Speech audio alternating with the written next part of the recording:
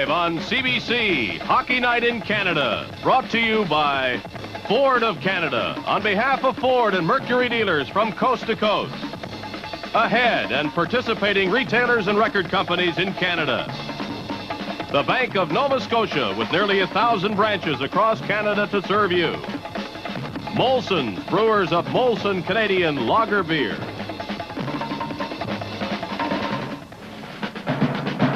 I don't think anyone knows as much as I do how much Börje Salming means to our club. I know today in the meeting we discussed how it was going to be playing without him. We felt that we have a strong enough team to go out there and play exactly the same way that we've been playing throughout this series.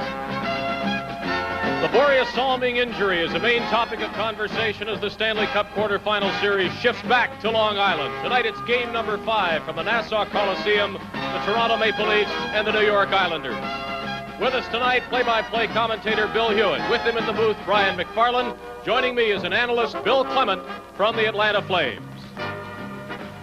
I'm your host, Dave Hodge, welcoming you to tonight's telecast. The series turned rough in game number 4, and the Leafs also made it just as close as it could be, tying it up at 2 victories apiece. Game 4 highlights from Maple Leaf Gardens in Toronto. The Leafs, following on the heels of a 2-0 victory, go up in the second period with 2 very quick goals. The first one is set up by Jack Valakat, then a scramble, and then Börje Salming puts it in. No one knew at that point that Salming would not be around to finish the game. At the 3:53 mark in the second period, the Leafs are on top. 16 seconds after Salming's goal, Valakat again playing a part, setting up Stan Weir for the eventual winner. And the Leafs all of a sudden have a quick 2-0 lead. The Islanders get one back midway through the second period. Bob Nystrom tipping this shot past Mike Palmatier. The only goal the Islanders scored in the 2 games at Toronto. And then without Börje Salming, the Leafs eased the pressure and went on to win. Again, it was Stan Weir in a major role. Great setup pass to Pat Boutet. The Leafs win the game 3-1. But again, everyone is talking about the injured number 21. This is how the injury took place. Termed by most people accidental. Lorne Henning said he was trying to hook Börje Salming. Did not know Salming would fall right into Henning's stick.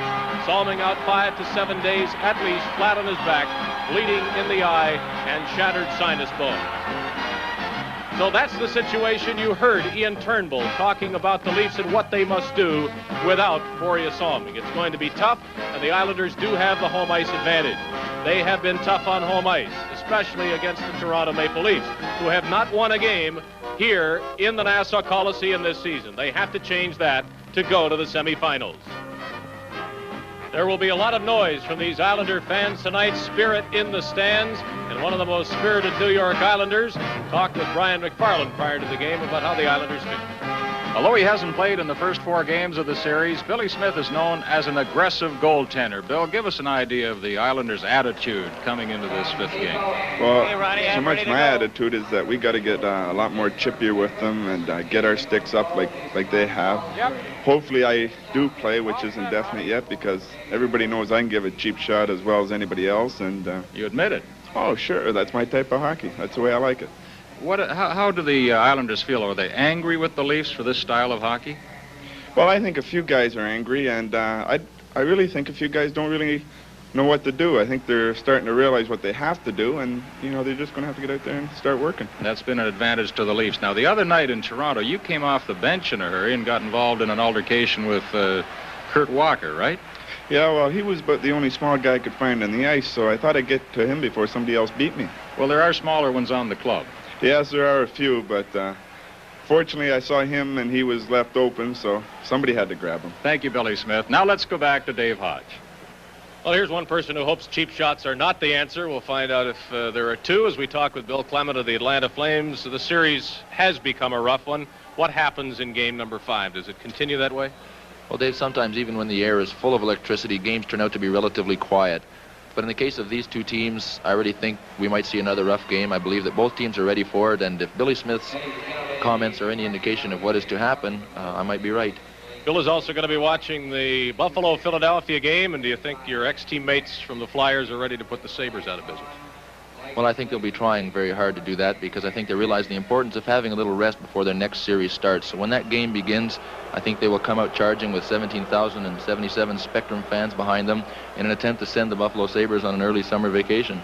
That attendance figure down, Pat. Haven't been there for a few years, but we'll be listening for Bill Clements' comments on both games. Toronto at Islanders and Buffalo at Philadelphia. We'll continue with our Stanley Cup playoff coverage and the opening face-off in just a moment. I'm a music lover, but I'm no engineer. Right, Stanley? The last time I went shopping for stereo, I was so busy checking out the specifications that I didn't have time to listen to the music. So today, I brought Stanley along. He's an audiophile. Right, Stanley? He checked out the specs while I concentrated on the music. And we both agreed on Sansui. Beautiful engineering, beautiful music. Sansui. There's even music in the name. Right, Stanley? Stanley? Born to challenge the competition, Z7 took on our tough test tracks. New Zephyr Z7 from Lincoln Mercury. Now Z7 will take on the world with rack and pinion steering, wide mount strut suspension, front discs, and Z7 is energy engineered for space and mileage with a very competitive price. New Zephyr Z7, born to challenge.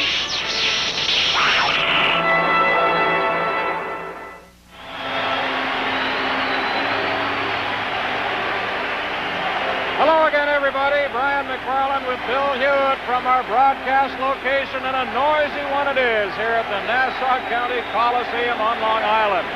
What an ovation the Islanders got as they skated out here tonight, Bill.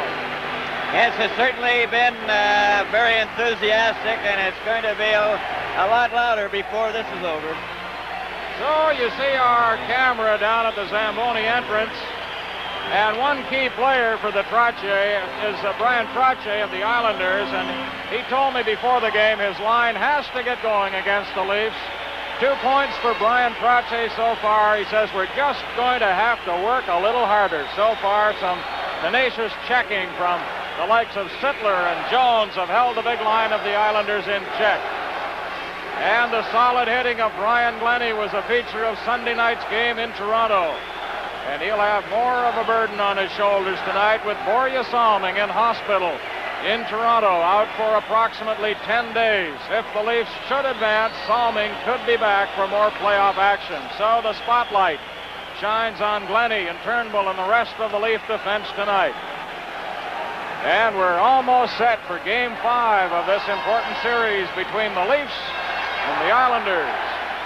It's all even at 2 games apiece. And time now for the national anthem.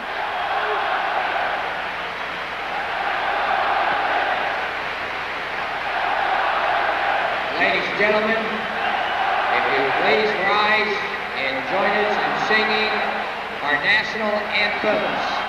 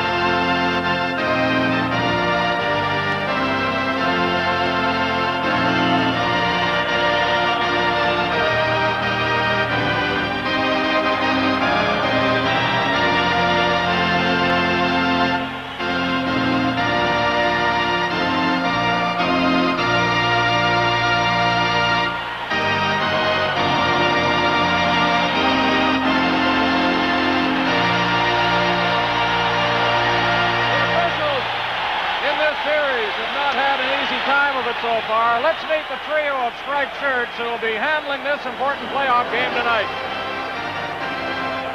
Hello, I'm Ron Wicks, the referee for tonight's game. I'm from Sudbury, Ontario, and I live in Brampton, Ontario. I'm one of the linesmen for tonight's game, John D'Amico, I live in Rexdale, Ontario. I'm linesman Ron Finn from Georgetown, Ontario. Well, now we're going set at center ice to start this first period of the fifth game. And it's Darryl Sittler, Ron Ellis, Andy Maloney, Trevor Johansson, and Ian Turnbull. For the New York Islanders, Ryan Trottier, number 19, to Dennis Potvin, number 5. Over for Dave Lewis, up at center ice, a long shot into the corner, over to the far wing. Nice from his shot, he fired it over top of the net. Lewis's shot, that's low, right in front. Another shot, that stops.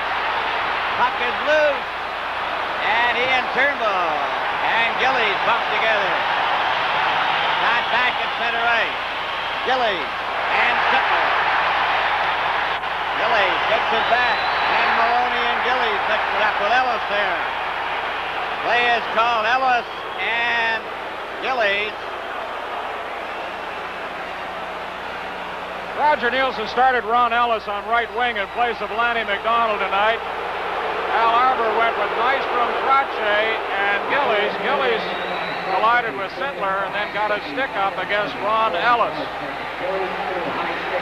Nice sticking on Ellis by Gillies, and the Leafs will have the odd man. And we're in the first minute. And Bill, that followed an excellent scoring opportunity by the Islanders as the rolling puck bounced crazily right in front of Mike Palmateer. They're off to a good start tonight. Not only has it been a good start, but it's been a noisy one. And Fontenay faceoff is cleared by Williams down the ice into his own zone, and Ian Turnbull goes back for it, back to the net. Ian Turnbull up with a pass to Sittler. Lanny McDonald is playing at the blue line. It's over the line for Sittler. Tried to set it up in front. And Jack Belichick stole the puck, but hitting the board by Dennis Potvin. Williams rolling it in front. Grabbed by Lewis, but not out. Turnbull takes the shot high. Belichick has it right in front. Knocked down, and Westfall shoots it down the ice. Back for it is Lanny McDonald. Back to the net. Leafs for the odd man. Westfall and Turnbull bumping together. Eddie Westfall jammed against the boards out of the net. He holds.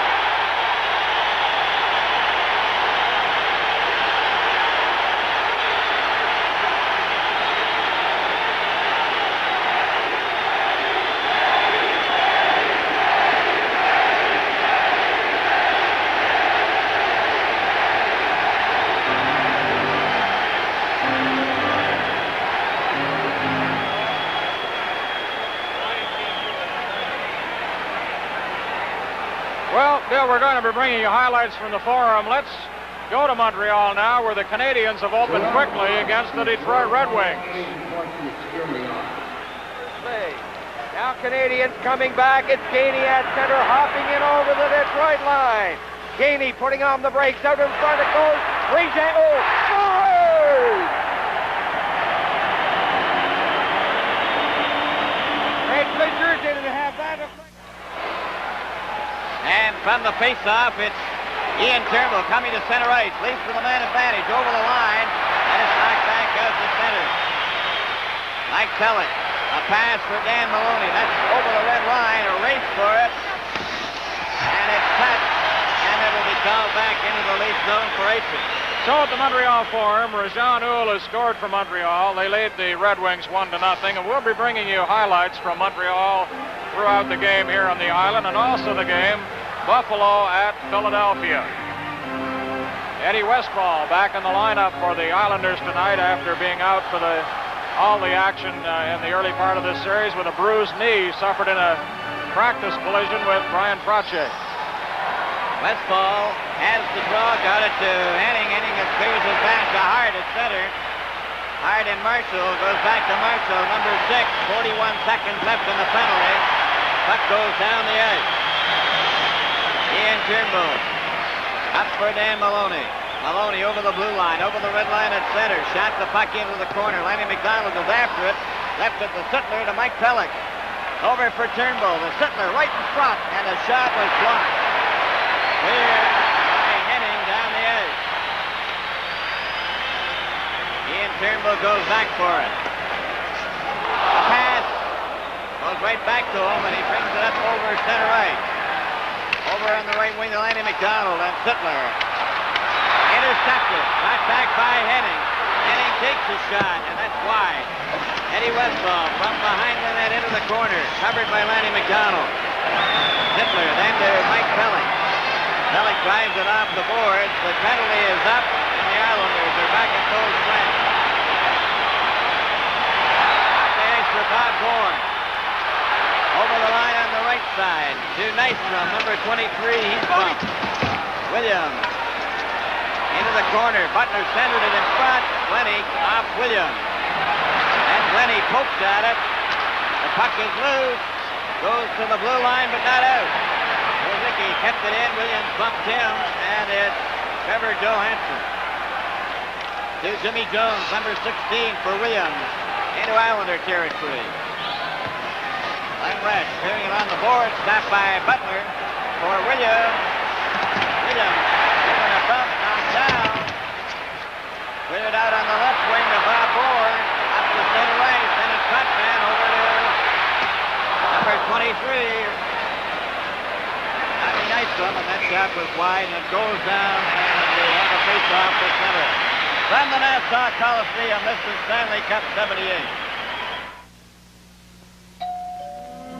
I'll get it, Daddy.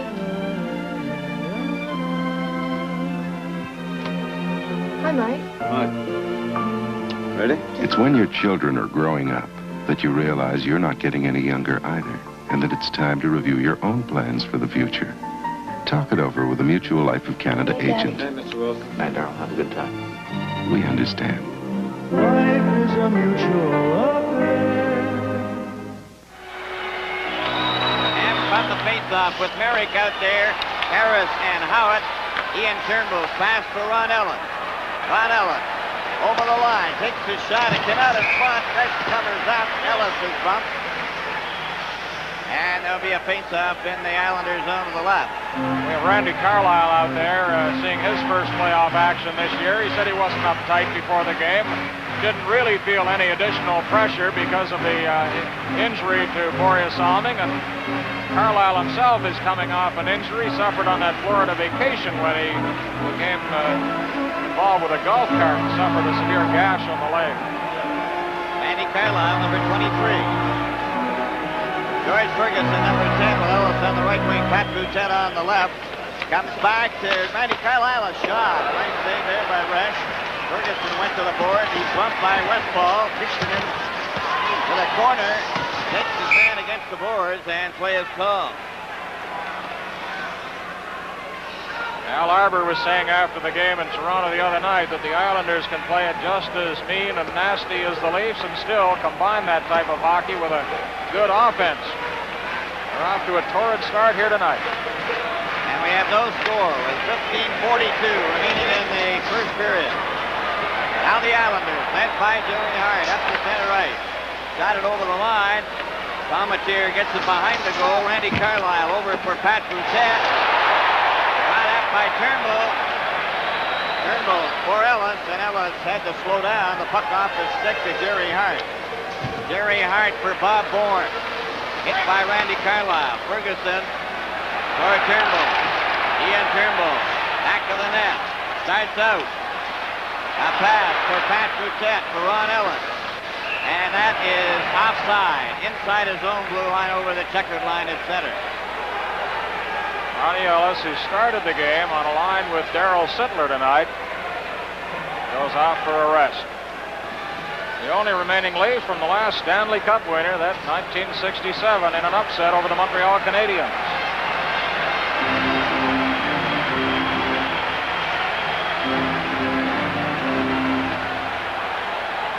Darryl Sittler, Lanny McDonald, and Andy Maloney. Trache, Gillies, and now it's number 22, Mike Bossy. Goes in behind the Leaf net.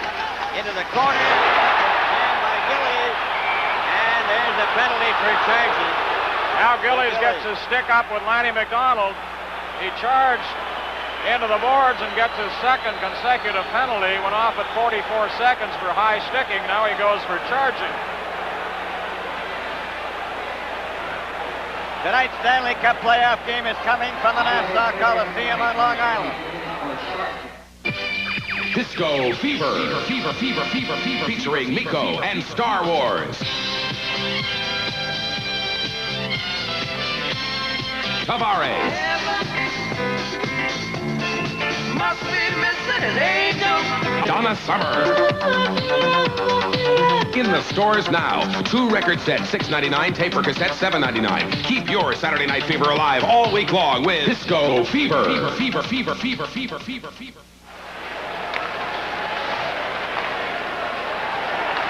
Play just underway as the puck goes down in Islander territory. Maloney gets in there. Brought back by the Islanders up the center. That's Lewis shooting it in wide of the net. And it's Lanny McDonald with the puck behind the goal. Lanny McDonald to Ian Turnbull. A pass over on the right side to Darryl Sittler. He's over the line. Fakes the shot, gives it to Maloney. Maloney took a shot. That was knocked down. Cleared down the ice. And the Leafs have to go back for it. Lanny McDonald back there for it. McDonald, a pass up to Maloney on the left wing at center. Shot it over to Sittler. Sittler's going right in. He shoots. And a good save by Red. Ian Turnbull trying to keep it in, does. Gives it to Maloney. Maloney's fan on his shot. And it's flipped off and cleared out by Bert Marshall. Palmatier to Lanny McDonald behind the net. Lanny McDonald with no score in this first period. And 40 seconds left in the penalty. Up he comes. Leafs have had the advantage twice so far in this first period. Straight in back in the net. Resch flips it off the glass. Goes over to Westphal. He tries to get down the ice. Lanny McDonald again. This time to Turnbull. To Darryl Sittler. Over the blue line. Into the corner. Bell. Andy Maloney. To Williams. For Sittler. Centered it right in front. And Williams was there. Turnbull breaks it up. Maloney controlling it along the board. Kicks it for Turnbull. Turnbull flips it into the corner. They're changing on the go. Gary Hart bringing it out to Gillies, who's back on the ice. Gillies up the center, long shot. Palmatier over to Pat Boutette. Out over the blue line to center, down to the Islander blue line, and it's Dennis Potvin, number 5. Up for Gillies. Number 9 goes to center. And he has to go back as Trottier had gone over the blue line ahead of him. Now he gives it away to Pat Boutette. He gave it in turn to Bossy. Bossy over to Lewis. Lewis gets it up to center. Jimmy Jones and Trottier with Trevor Johansson. Back to Brian Glenning. Or Trevor Johansson. Out at center. And it's Potvin. Into Gillies. Over to Trottier. And it was intercepted by Johansson and shot down the ice. That'll be icing. Dave Lewis touches it. Icing is the call. This is Stanley Cup 78 from the Nassau Coliseum on Long Island. Yeah, I should have got another sports car, huh? Yeah, sports car, Brendan. Imagine the size of that thing after a sports car. The seats and the dash. You know, for your next car, you should get 4 doors. Dark. Get a pinstripe car. You made the right choice. You made an executive decision, fella. For years, Brendan and the boys have been talking cars over a little Molson X48. Oh, I'm not getting old. Why else is he getting old? Bernie, he is not getting old. He's getting, what would you call it? He's getting, mature. He's getting mature. It keeps on tasting great. And we're back live here at the Nassau Coliseum as we get set to face off. Trottier, Bossy, and Gillies. Dave Lewis and Dennis Potvin. The Leafs have Jones, Butler, Boutette, Brian Glennie, and Trevor Johansson. Gillies now to face off against Jerry Butler. Gillies won the draw. Came back to Lewis along the boards as Butler covered Trottier. Now then Gillies and Johansson bump. Gillies after the Leaf player along the boards, and Butler looks, and Gillies is there again. Well, it's not hard to pick the most aggressive player on the ice in this game so far. Big Mark Gillies scored a career high of 35 goals and 85 points this season, but held to 1 goal so far in this playoff series, but has 11 in 46 games, and he's got 15 penalty minutes in the little over 4 games played so far in this series. 11 minutes and 37 seconds remaining in the first period. No score. Randy Carlyle, Ian Turnbull, Jack Balaket, Stan Weir, and Ron Ellis. Wayne Merrick, Gary Howitt, and Bill Harris, number 15. Puck is shot by the Islanders, right to Turnbull. Ian Turnbull shoots it out and down the ice. Jerry Hart going back for it. Ellis is with him. Gun went hard with Ellis on top, but he had touched the puck and it's icing. Hart getting up slowly. Ellis racing down with him. The Islanders are 16-6 in 22 playoff games here at the Nassau Coliseum. Hart has 10 career playoff points, 46 games. Battler all the way for the Islanders. I was a little disappointed in this crowd when we heard the booing for the Canadian national anthem tonight. I don't mind saying that. Otherwise, they're a very spirited audience here.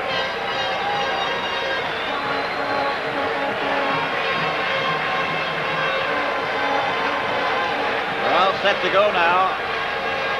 Wayne Merrick against Darryl Sittler, and Balaket knocked it to Ian Turnbull. Turnbull back to the net, being watched by Merrick. Right onto Harris's stick. Harris rolled it right in front. It comes back to Jerry Hart. Here comes the screenshot. That's deflected wide. Cleared by Ellis to Turnbull. Turnbull got it over to Balaket and out to center right. Redfin Pearson getting it up at center. Number 11, Wayne Merrick shoots it in. Howard and Randy Carlyle pump together. The puck is loose. Howard and Turnbull took him to the board. Gets it loose to Harris. Harris is covered by Balaket. It came out in front. And down goes Stan Weir to center. Up with Ellis. Over his stick. Offside. Bill, there's been another goal at the Montreal Forum as the Red Wings are fighting back against Montreal. Let's go there now and find out what happened.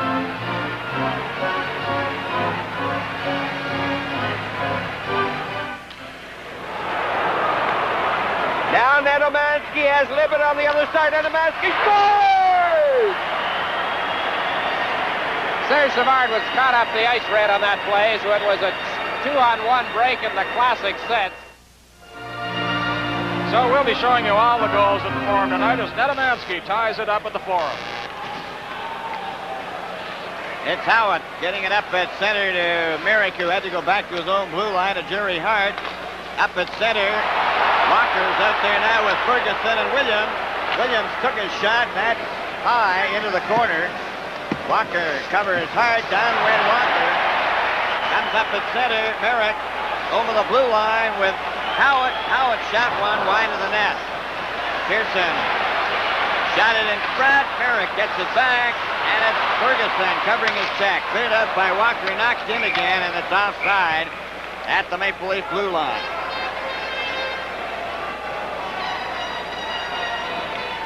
Scoreless tie, first period here at the Nassau County Coliseum as we look at Gary Howitt.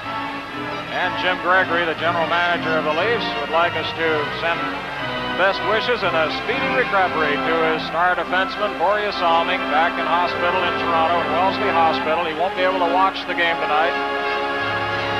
And Jim says all his teammates are thinking about him as they go into Game 5 on Long Island. Mike Kazicki, number 21 at center. Bob Bourne, number 14 on the left wing. And we have Bob Nystrom on the right side. Lanny McDonald comes out on the right wing as Kurt Mocker had to leave the ice for repairs. Ryan Glennie in the corner. A pass to Ferguson. Ferguson is bumped. The puck came to the blue line, but not out. Dennis Putman gets his shot, and that just steered by Palmatier wide of the open corner. Goes to the corner. They hold it there for another faceoff. Oh, that Dennis Potvin can make things happen. There's Brian Glennie. A lot of pressure on him tonight. 1 playoff point in 25 games. Well, they didn't hire him as a scorer. But Potvin raced in there, and Kazicki almost tipped it by Palmatier. I'd like to see his hitting record. It's a lot better.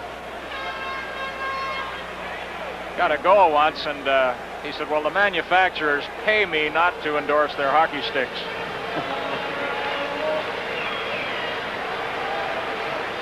Darryl Sittler, Lanny McDonald, and Maloney as the big line for the Islanders is out there again. Brian Trottier, Mark Gillies, and Mike Bossy. Kept in by Dennis Potvin. Cleared by Glennie up on the wing. Maloney to Darryl Sittler. Over the blue line, a long pass for McDonald. Stopped by Gillies. He's covered. Sittler gets loose. Trying to get it over to Maloney. Maloney gets his shot. It goes behind the net. Shot by Lewis over onto the fireboards. A pass up for Trottier. Stopped by Mike Pellick. For Lanny McDonald. Stopped by Lewis to Trottier. Ryan Trottier. Over the line. Dropped it back for Lewis. Lewis stopped by Sittler. Then kept in. A shot. Palmatier holds on and will have a face-off. With the score, Toronto nothing and the Islanders nothing. This is Stanley Cup 78.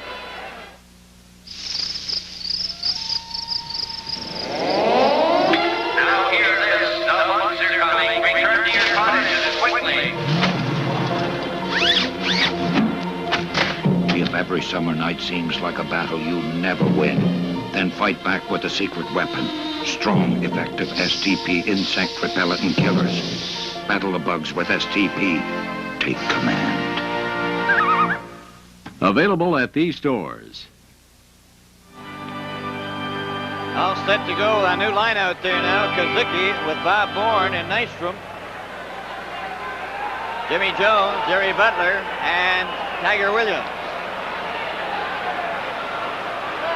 Ian Turnbull and Trevor Johansson. Just 2 penalties so far in this first period. Certainly very tame compared to the last game in Maple Leaf Gardens in Toronto. Comes back to Jerry Hart. A shot. That's wide of the net. Williams brings it out to center ice with Jones and Butler over the line. Williams into the corner. Hit by Marshall. They jam there. Play is called. And we get a face-off. Another goal at the Forum tonight. Lapointe has scored for Montreal. Let's go to the Forum quickly and find out how it happened. Robinson over for Lapointe. They're over the line. Lafleur is getting in front. Here's Chuck shooting it. Far to right. He shoots and they score! Lapointe. Power play goal for the Canadians. Guy Lapointe. So it's 2-1. The Montreal Canadiens leading Detroit, and here on the island, scoreless with 8:38 to play, first period. Little problem with the glass on that hit with Williams and Bert Marshall. A couple of heavyweights going in there. They had a gate problem here in the game the other night.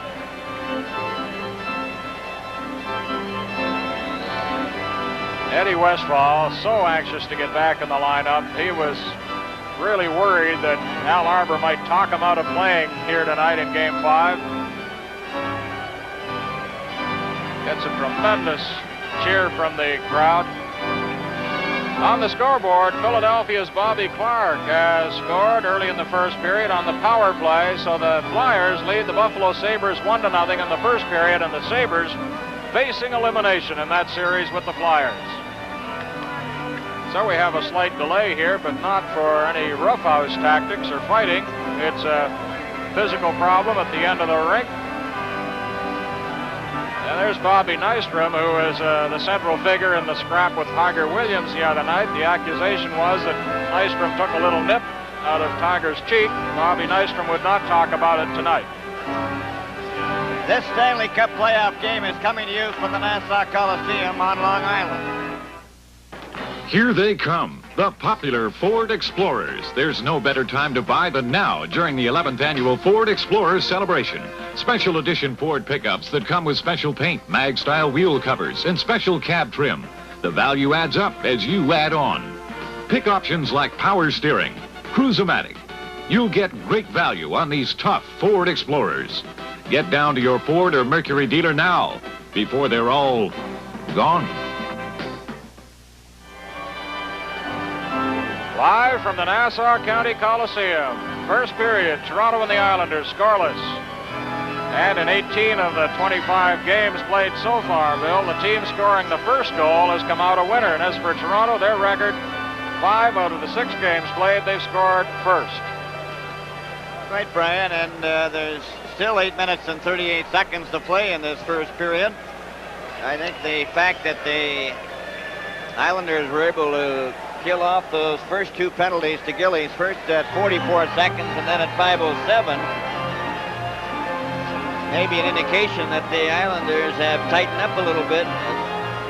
Well, they've still got to worry about their own power play because the Leaf penalty killing, I couldn't recall. I was thinking back over the years coming down here, and I couldn't recall when I'd seen better penalty killing in a playoff series. And talking to John McClellan before the game, I said, when was the last time you saw penalty killing like the Leafs have displayed? And he said, I guess I'd have to go back to Kluke and Metz. That's for sure. That's going back a long way.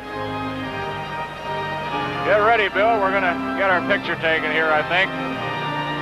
This is a great place to do a hockey game. We're not too far from the ice. We're right in with the crowd, and we've got a lively crowd here tonight.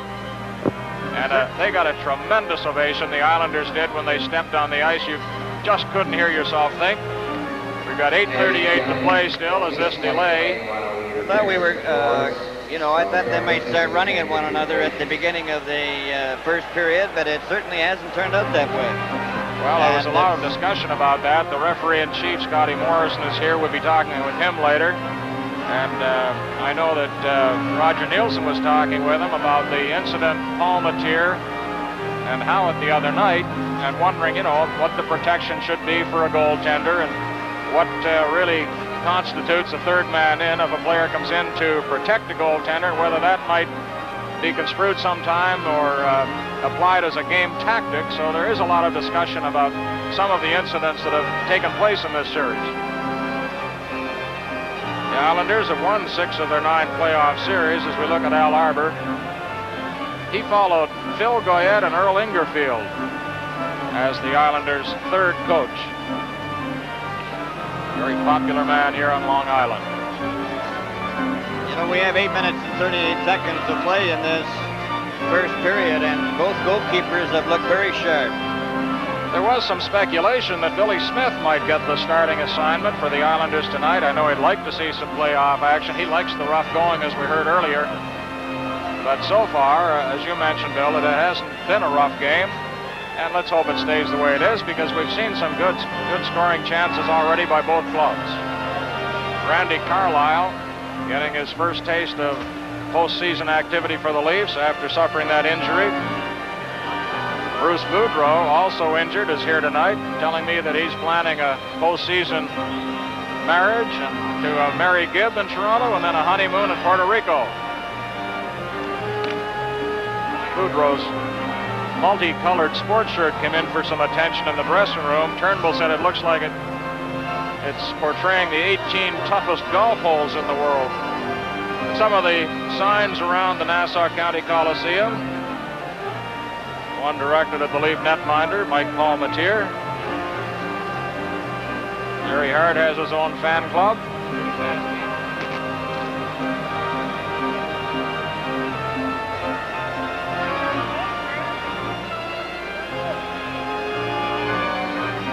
Well, the crowd standing now, conversing one with the other. Some of them have left for the concession stands while this delay goes on and on. I don't really know what the problem is down there at the glass or the end boards. I think you'll find that the hinge that has the glass married to the boards has come loose, and they haven't been able to get it back together. Well, they really can't terminate the period and play it as part of the second period because we have 8:38 to play. And the officials now are rather anxious about the length of time that is being taken to remedy the situation, the problem.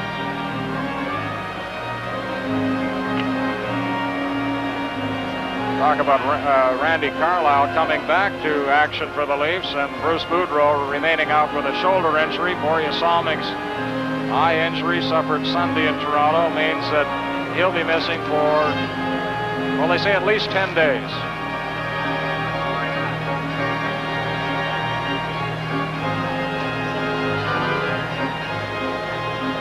Tiger Williams burning bright. You will get destroyed tonight.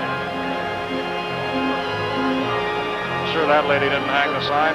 No, and I think it'll be very interesting to see what reaction this delay has on the two teams when we are ready to resume play, because they really were just getting warmed up and they were almost getting into a pattern of how they were going to play it. And now that's all been changed because of this delay. Stan Weir been a very handy guy to have around for Roger Nielsen. 5-year pro, served his first stint in the minor leagues this year, and it seemed to bounce back from it very well. Leafs, of course, led by the captain, Darryl Sittler, had 117 points over the regular season, 45 goals, 72 assists, 100 penalty minutes. There's Chico Resch.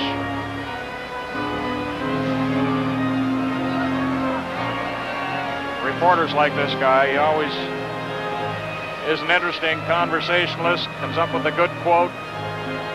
A 2.16 average in Stanley Cup play. 28 of the Islanders' 48 victories in 77-78. They purchased him along with a handful of other players from the Montreal Canadiens organization. Pretty good purchase.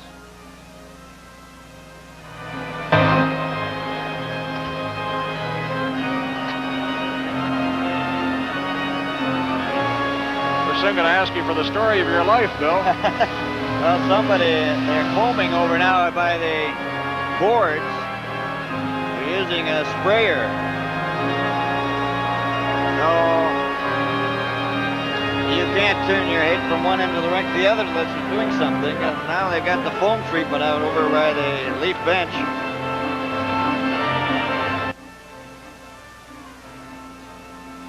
Al Montford, our cameraman, just next to us, taking shots of the crowd.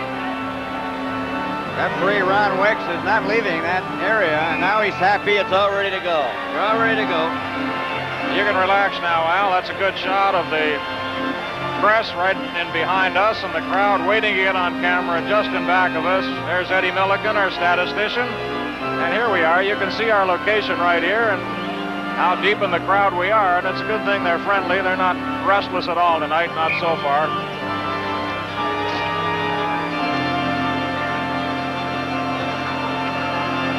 So we're ready to resume play. No score in the hockey game. 8:38 to play, first period. Darryl Sittler with Williams, Ellis, Johansson, and Turnbull. Eddie Westfall has gone to center ice with Gillies. And now Gillies is leaving the ice. Bob Bourne is out there. Marshall.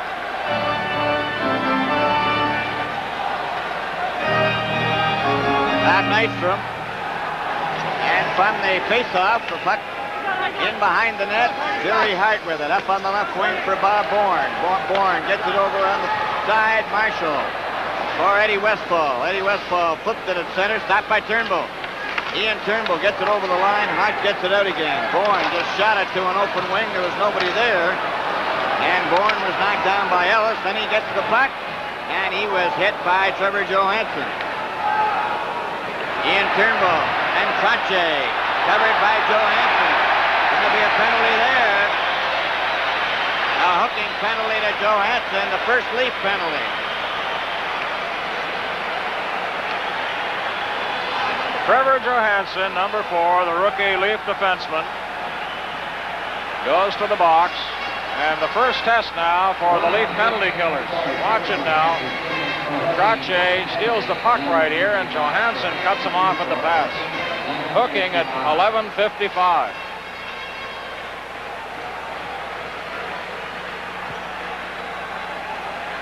And the faceoff, it comes back to Dennis Potvin. Over it goes to Stephen Pearson. Back to Dennis Potvin. A shot, and Palmateer stopped that.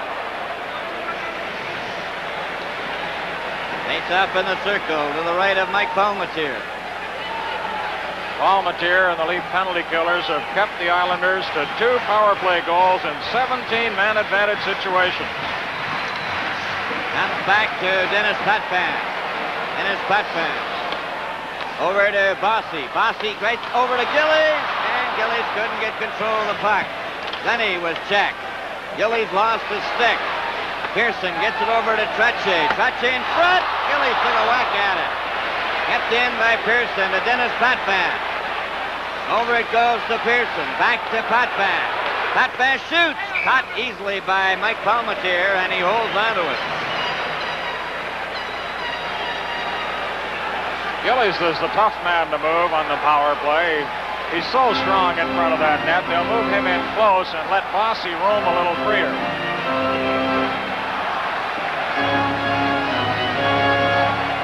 Trottier against Jimmy Jones.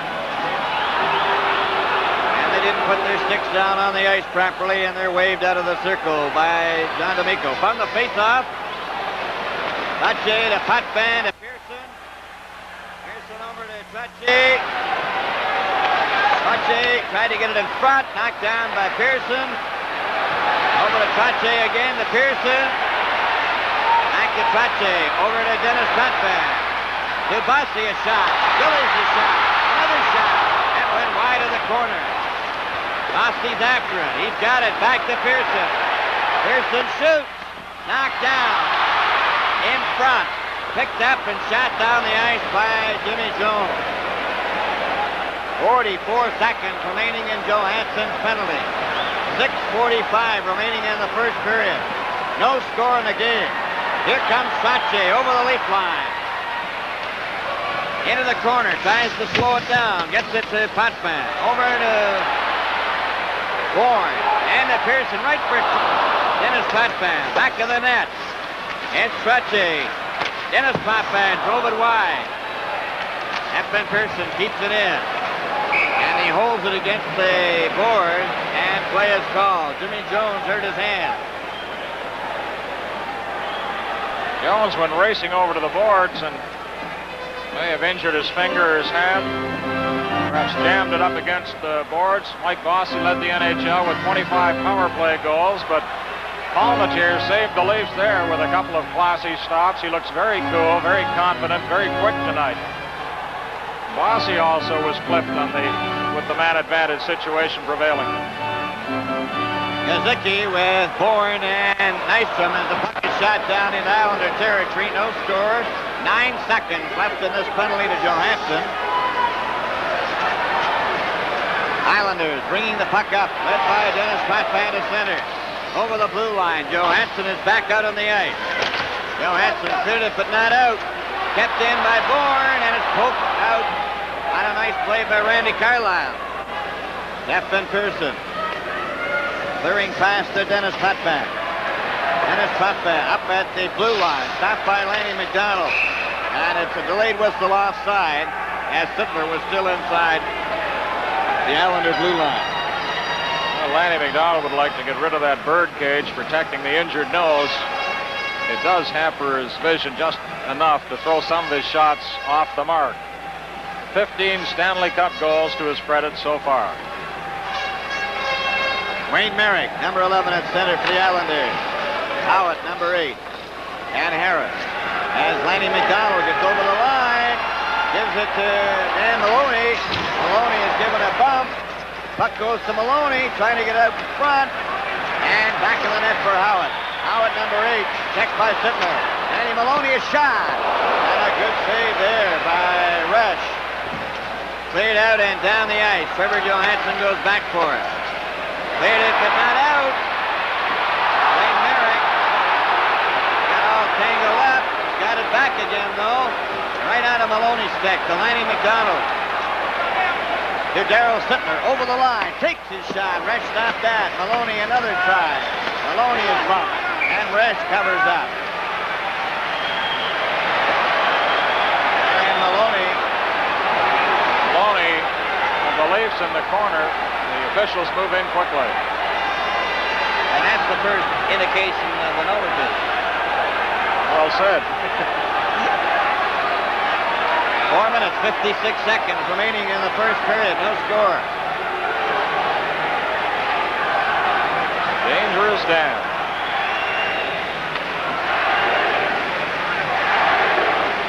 Crowd chanting, Eddie Westfall. Out he comes. Ian Turnbull comes out to replace Brian Glennie with Trevor Johansson. Same lines remain out there, except Eddie Westfall. Here comes back to Turnbull. Here comes the shot. Resch knocked that down. Maloney trying to get his shot. Jerry Hart goes back to the net. Over on the far wing, gets it up to center right. Over the line for Westfall, intercepted by Turnbull. Turnbull to Sittler. Sittler over the blue line. Sittler still with it. Takes his shot. Maloney tried to deflect it. Goes loose. The Islanders have it.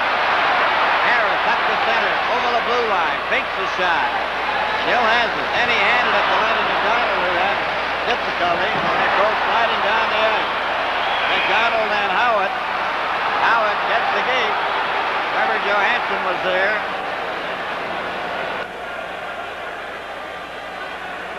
Oh, we have a penalty. Live for the Nassau Coliseum, the Stanley Cup playoff. Introducing the patented Mark collar from Arrow. Revolutionary. And that's fact.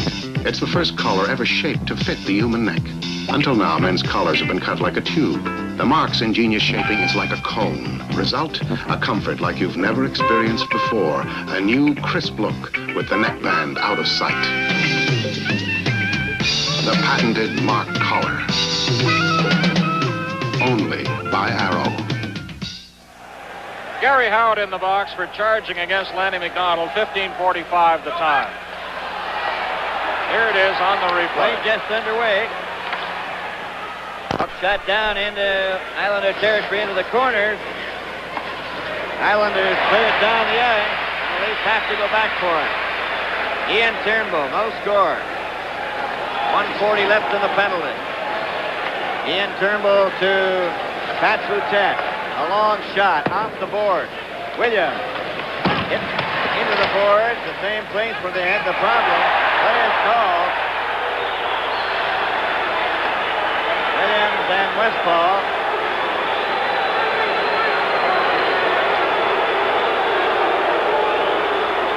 Eddie Peering in his 88th career playoff game and a penalty killing role now going to the bench. Howard has now got 26 minutes in penalties in this series, the same total as Tiger Williams of the Leafs. They're the leaders. 1 minute and 25 seconds remaining in Howard's penalty. 3:40 in the first period. We have no score in the game. We have Sittler. Alexat is going to take the face-off. Power play now is with Lanny McDonald back. Taken by the Islanders, and it's Dave Lewis coming up to center right. Over the line, a screen shot by Henning, and it was covered up by Mike Palmateer. Lorne Henning and Westfall doing the penalty killing. Henning, I was in the dressing room after the game the other night. He felt very badly. It was obvious about the accidental hit on Borja Salming that put him in hospital. It's only 6 penalty minutes all season long. Couldn't remember when he was last in a fight. Lanny McDonald, number 7, behind the Leaf net. 1:05 remaining in the penalty as Lanny McDonald had it handed back. Then a quick pass to Sittler at center. Sittler's over the line, trying to cut in, goes for the corner. Back to Lanny McDonald. Lanny McDonald to Sittler. Sittler trying to set up Lanny McDonald. And for Valaket, taken off the puck. Sittler back to Turnbull, to Lanny McDonald. Back to Turnbull. Turnbull shoots one. Knocked down. Gets it again, and that is Wade, and Henning comes down. One man back. Then Williams gets back as well, and Henning shot into the corner. Picked up by Henning again. Williams takes him out. Alakett covered by Henning. Williams passed it back. Nobody there. 16 seconds left in the penalty as Darryl Sittler comes to center. Over the line. Takes the shot. Knocked down. Puck is slipped outside the blue line as Sittler had directed the puck with his glove when the shot was fired, and so it comes outside the blue line. Quick call and a good call by referee Ron Wicks. The face-off comes outside the line. Sittler shoveled it. Got 2:20 left, first period. On the scoreboard now, let's see what's happening. Montreal leading Detroit 2-1, second period. LaPointe and Newell for Montreal, Nedomansky for the Red Wings. Bobby Clark has scored for Philadelphia over Buffalo. Jimmy Jones getting a chance, and he passed, and it was intercepted by Bert Marshall. He lost to the Butler. Jimmy Jones, he's knocked off the puck by Howard as the Islanders are back at full strength. Up for Jerry Hart over the blue line. Got it wide. It goes into the corner. Trevor Johansson with it. Up for Jerry Butler. And for Jones. Pache. Then to Gilly. Gilly shoots. Amateur stopped that. And it's driven down the ice. And that'll be brought back for icing. And we have 1 minute and 39 seconds remaining in the first period. No score. The Leafs clearing it quickly down the ice after Palmateer made the save. Coming up in the first intermission, Showdown 78. And tonight, to prove you can't keep a good man down, it'll be Borja Salming of the Leafs versus Guy Lapointe of Montreal on Showdown 78. Don't miss it, first intermission. On the face-off, it's Pat Bouchette, number 15, up the center. A long shot. Resch steered that into the corner. Bert Marshall right onto Jimmy Jones' stick. Oh, and a good save on Jones. Right back of the net. Bert Marshall let it go to Jerry Hart. Back to Marshall. Back to Hart. Up to Gilly. Gilly, Pache, and Bossy. They shoot the puck in. Back of the net. Stopped by Palmateer. Trevor Johansson. Then to Pat Bouchette. Pat Bouchette gated off by Bossy. Goes to Brian Glennie. Over to Johansson. Less than a minute to go in the first period. Gilly and Jones bumped together. It's stolen by Ellis. He's going in alone. He's still got it. Right in alone. He shoots. Oh, and he shot it high and wide. Ellis got it high. Too high. Back for the Islanders. And they're stopped at the blue line. Ronnie Ellis came within an ace of giving the Leafs the lead. Back to the net. There's an elbow and a high stick. 2 penalties. Johansson's going into the penalty box, and so is Dennis Potvin, Brian. Well, the Islanders haven't made many mistakes. They've been playing the man very well, but they got a little sloppy there, and Ellis almost took advantage and scored. Now we have Howard. Potvin, number 5. 2 minutes for elbow. Time of the penalty is 19:31. Islanders penalty number 5. Dennis Potvin, 2 minutes for high stick. Time of the penalty 19:31. And Johansson for elbowing. But Ellis was the story of the last shift. Around one defenseman at the blue line, around another going in, and Resch just got a little bit of that puck and it went up over the net. He had Bouchette trailing on the play. But he made the right move. Instead of passing, he really, I think, should have gone for the goal, and Bouchette would have been there for any rebound, but the puck went high over the net. Harris out there with Nystrom as the teams are even at 5 aside. Ian Turnbull, a pass to Mike Pellick up at center, a pass over the line, intercepted by Bill Harris of the Islanders at his own blue line. A pass over to Jerry Hart. He just shoots it in. Palmateer gloves that, holds it with 12 seconds. remaining in the first period and still no score.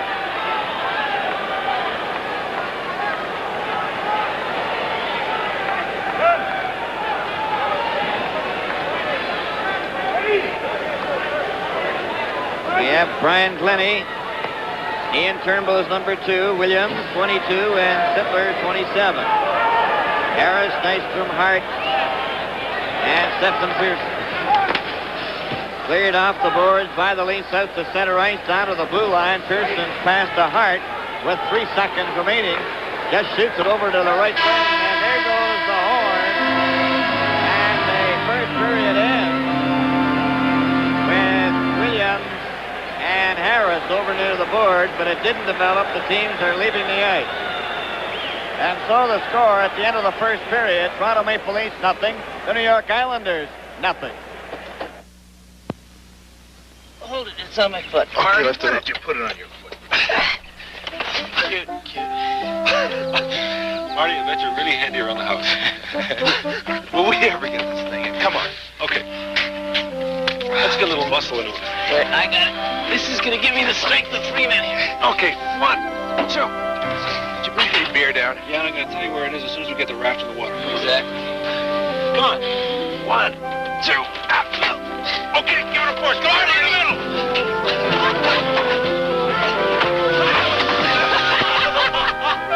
First chance every summer, Marty and the boys get the old raft back in the water and treat themselves to a little Molson Export Ale.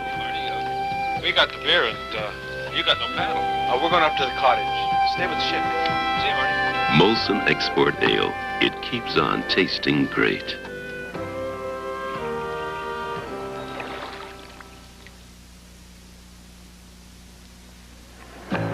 Hey there with that booming shot.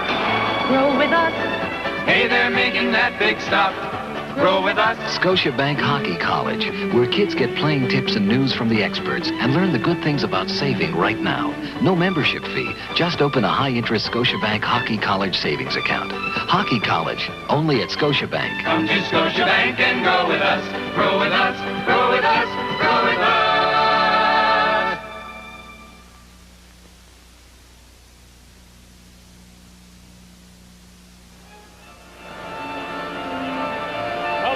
First period, the penalty total much less than in Game 4. The only thing disruptive about that first period was the fact that there was something wrong with the boards. A bolt was sheared off, and there was a slight delay. The biggest play by far in the period, Ron Ellis's breakaway in the final minute. He did not score on Chico Resch. 3 power play opportunities for the Leafs and 1 for the New York Islanders. All 6 penalties were of the minor variety. And now, in our first intermission of game number 5, we go to showdown. It's a final between two great defensemen. One, unfortunately, cannot be playing here tonight, but we can watch him on Showdown. Boreas Salming of the Leafs, Guy Lapointe of the Montreal Canadiens. This is Showdown 78. Boreas Salming of the Toronto Maple Leafs reached our Showdown final by defeating Larry Robinson 20-10 with shooting like this. And his opponent tonight, Guy Lapointe of the Montreal Canadiens, tremendously accurate shooter, is also in the 20-10. Final, Boreas Salming meeting Guy Lapointe on Showdown 78, brought to you by Canadian Pacific. Larry Robinson is our guest commentator for this Showdown shootout, and Larry, let's have your opinion on the 2 competitors. Well, I think it's going to be an interesting final. You've got Salming, who is very agile and a good skater, as well as Lapointe. But I think if anything, Lapointe might have the advantage in shooting. He's pretty accurate with his shots. Does that mean you're going with your teammate, Guy Lapointe? Well, if I didn't, I wouldn't be able to live with him all winter. Let's see what happens. Well, Howie Meeker, Boreas Salming has chosen the race event first, and who do you think has the edge here? Well, no doubt, both these fellas have tremendous skills, but I would think Boreas Salming is the better skater. Well, Howie, in their earlier matchup, Salming proved to be just about 1 second faster than Guy Lapointe, but anything can happen in this final. Hey, you can throw those times right out the window. That Lapointe is a great competitor. I'll tell you, he'll be going. Almost ready to go. They start by skating backwards. Oh, look out, Guy. He fell down. He's out of it already. Salming's going to win it. Well, he better keep going, I'll tell you that. Lapointe was trying to develop power on the outside edge of his skate blade when he was doing the backward crossovers, and I think the heel of his skate hit the toe, and down he went. Lost his balance. What a shocker in event number 1, and how embarrassing for Guy Lapointe. An easy win. 5 points for Boreal Salming, and here we'll watch. Yes, you can see it. Heel hit the toe, and down he went. We'll be right back.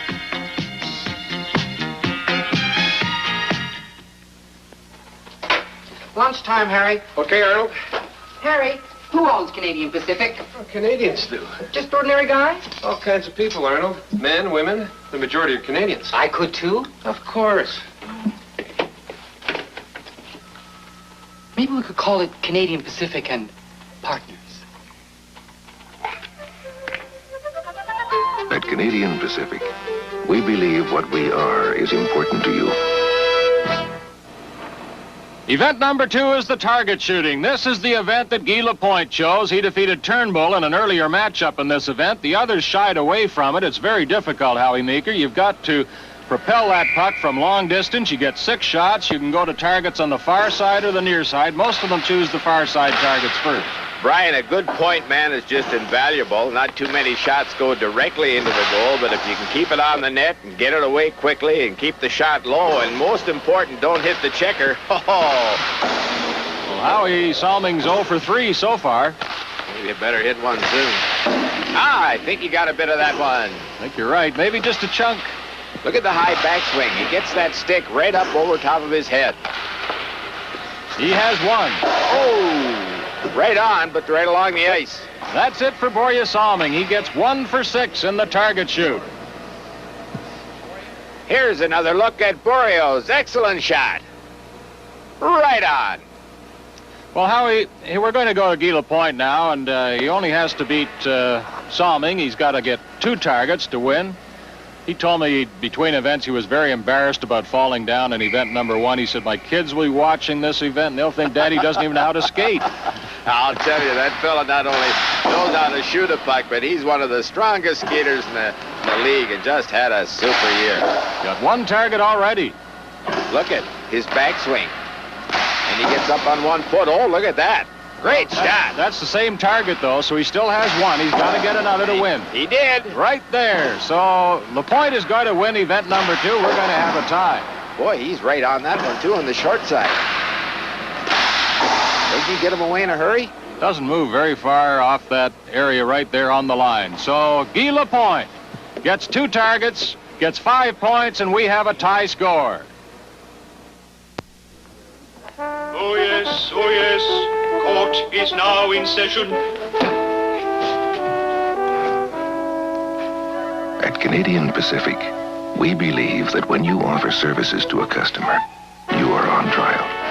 And your service had better be good, or it's goodbye to you. At Canadian Pacific, we accept these terms every day. In the air. At our hotels. With our telecommunications service. Whether it's far from home or just around the corner. At Canadian Pacific, we're rather proud of our services, but we'd like you to be the judge. At Canadian Pacific, we believe what we do is important to you. Name's finished, Harry. Okay, Sam. Canadian Pacific. How come it's on the map of the world? That's a worldwide company, Sam. Canadian Pacific? It's a Canadian company, but it operates worldwide. In mining, transportation, hotels, petroleum, steel, and forest products. It's a worldwide company, Sam. Yeah? Then why don't they call it Canadian Pacific, Atlantic, Arctic, At Canadian Pacific, we believe what we do is important to you, at home and abroad. 5 shots each in event number 3 against goalie Wayne Stevenson. And down at the bench with the 2 competitors is Larry Robinson. Right now that you're both tied going into the finals in the breakaway, what do you think you're going to try now, Bori? Well, I'm going to shoot the first 3 anyways. And then I'm going to try after that, see how much time I have left. That's just like a defenseman. Makes up his mind what he's going to do before he gets there. I'll tell you, this fella just can fly through the course, so there's no need to shoot, but I guess they don't get too many chances of deking. Oh, wide of the target with shot number 1. 4 left, 35 seconds. He must complete this. Ooh, great save. Super save. How about that one? There's a goal for Boreas Salming. Can he do it twice more? Oh, sensational. Boy, he didn't have much room. 1 shot left. Oh, and he got him again. 3 in a row. Super performance. Oh, You're absolutely right, Howie Meeker. That was just great shooting on those final 3 shots. Salming has Wayne Stevenson completely bamboozled. Look at that. Low to the stick side. Watch this shot now. High to the glove. Oh, talk about threading the needle. And look at this one. Waist high off the stick handle. Super shooting. Well, what's Guy Lapointe going to do now? He does not know that Salming has 3 goals out of 5 shots. This fella can put the puck in the net. But I hope he has a little strategy to make the odd D, because Stevenson's going to be playing way out after that performance by Salming. Oh, wasn't that something else? It sure was. Oh. Now here comes Guy Lapointe. Oh, right on. Good start. He's got one already. Oh, good move. What a left leg save. 1 for 2 for Guy Lapointe. Oh, another one. Got the corner with that one. Now, 1 more to tie Salming. Can he do it? Oh, look where Stevenson is. Way out. Come on, Guy. Give him the big deke. There it is. Good save. Oh, too bad. Guy Lapointe could not get the 3rd goal, so Salming wins it over Guy Lapointe. Salming is our defenseman's champion. He wins $7,500. Here's the shot that won it for him. He takes a look, leans on the stick. Wayne gets a bit of it, but not enough. And here's Larry with our competitors.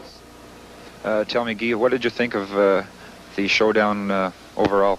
I think it was a pretty good experience. I appreciate it, and I hope they're going to keep going that thing, because I think it's very interesting. And I got to say, it's not easy. It's kind of need some ability to do those things, But nothing comes easy, though, Well, you have to work for it, and that's part of the game when we play, too. Well, you put up a very good showing. Bora, you won it this year. That's not to say to you, that you didn't have to fight for it. It was very tough. Tell me, what do you think about holding your reign for next year?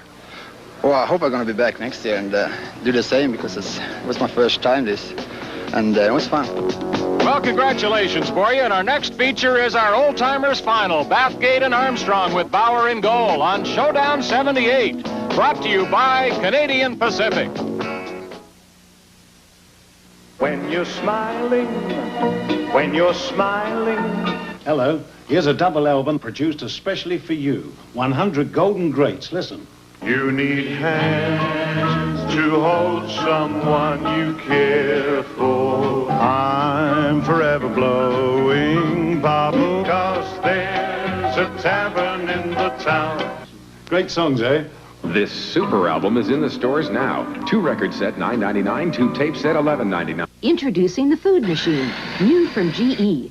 Slices carrots, shreds cabbage, grates cheese, chops onions, and grinds beef in just seconds. Set to pulse action for necessary precise control. Continuous action for longer cycles. The Food Machine, new from Canadian General Electric. It works fast, and that's good. It's easy to clean, and that's great. Available at most department stores, including Eaton, Simpson, Sears, and the Bay. Ask for a demonstration. From the Nassau Coliseum, we are scoreless in the first intermission of Game 5 between the Toronto Maple Leafs and the New York Islanders. This is Dave Hodge with our analyst for tonight, Bill Clement from the Atlanta Flames. And before we look at highlights of this game, Bill's going to bring us up to date on what's happening at the Spectrum in Philadelphia, where the score is 1-0 for the Flyers. Is that indicative of anything that has happened? Definitely not. Apparently the Buffalo Sabres were not ready for that early vacation that the Flyers had planned for them. Came out and actually carried the play to the Flyers. The majority of play was in the Flyers' end. The Sabres outshot the Flyers 11-7 and had 3 or 4 golden opportunities to score. The Flyers had 1 and capitalized on it. The Sabres didn't score on any of theirs. Bernie Parent is sharp in nets again tonight. Okay, let's look at the highlights that Bill has picked from Philadelphia, where the Flyers lead 1-0. Well, big men that can skate are an asset to any team because they're an intimidating factor on defense and can move the puck well offensively. And here's Jerry Korab crossing the blue line and making a Gilbert Perreault-style play to Craig Ramsey. And here's Bernie Parent with his first big save of the game, which kept the Flyers in it at that point. You see he stops Ramsey cold and covers up on the puck, and that was Parent's first big test of the game. All the reports out of the Philadelphia playoff series say that Parent is really sharp, and you're going to show us again. Well, he's sharp tonight. There's a lot of pressure in this sequence. There's scrambles all around Bernie Parent, and you see him moving back and forth in his nets. First a shot from Gavremont. It comes over to Luce, who just slaps it back in front of the net, and you can see there's all kinds of action surrounding Bernie Parent, and he ends up, with a little help from his teammate, stopping the flood. Let's Buffalo pressure on Philadelphia. The Flyers have their own way of providing it and of scoring in this instance. Well, here's the Flyers' one good scoring opportunity. Lee Fogelin took a penalty with 6 minutes to go in the first period. Bob Daly takes a shot from the point, the rebound of which Don Edwards cannot handle. It comes right up to Bobby Clark, who lifts it over Edwards' shoulder and into the net. And the reason Bobby Clark is alone on this play is that Jim Schoenfeld, as we can see in this shot, is busy tying up Reggie Leach to Don Edwards' left. What happens is it's an actual isolation of a 2-on-1. Clark and Leach are handling Schoenfeld, actually, and Don Luce tries to help, but he's too late.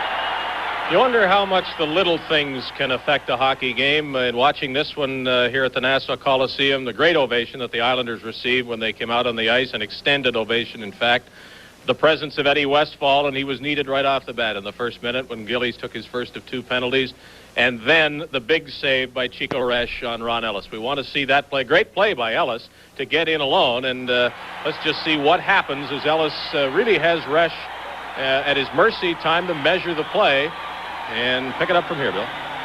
Well, Ellis makes a great move to his backhand here, cutting around the Islander defenseman, and just continues to dig until he gets the puck around his forehand, takes his time, but look how far to the net Resch is. He's come out to cut down that angle because he feels that Ellis doesn't have enough time to move around him, and as a result, Ellis is actually forced to shoot it over the net. Resch didn't give him much to shoot at. The Islanders had only one power play advantage, but I thought that they probably used it to get more scoring chances than the Leafs did in all 3, and that's Mr. Bossy, who can shoot the puck well and quickly. Well, Mike Bossy has the unique ability to be open almost all the time. And when you combine that with the great ability to release the shot and get it on net in a hurry, you always have scoring opportunities. Islanders complained in Toronto that they weren't taking advantage of those chances. Perhaps in the regular season, that shot by Bossy would have had more on it, and they'd have had something better on the rebound. I think they're getting a little frustrated because the chances are there, and they're not scoring them. Momentum in that period, was there any? I don't know, Bill, what you think, but I think it was as even a period as you'd want to see. Go back to Buffalo, Philadelphia, and we'll continue to watch Toronto and the Islanders as well. Now, Bill and Brian will bring us the play-by-play of that second period. Thank you, David. Good to have you with us, Bill Clement. The teams are back on the ice. There's Spike Palmateer, who had those big saves in the first period. And here's Bill Hewitt with a summary. Okay, Brian, and of course there was no scoring in the first period, but the Islanders outshot Toronto 13-10. And coming up Thursday, April 27th, Game 6 in this series, the Islanders and the Toronto Maple Leafs back at Maple Leaf Gardens in Toronto. Darryl Sittler, captain of the Toronto Maple Leafs, at center ice. Lanny McDonald, number 7, on the right side.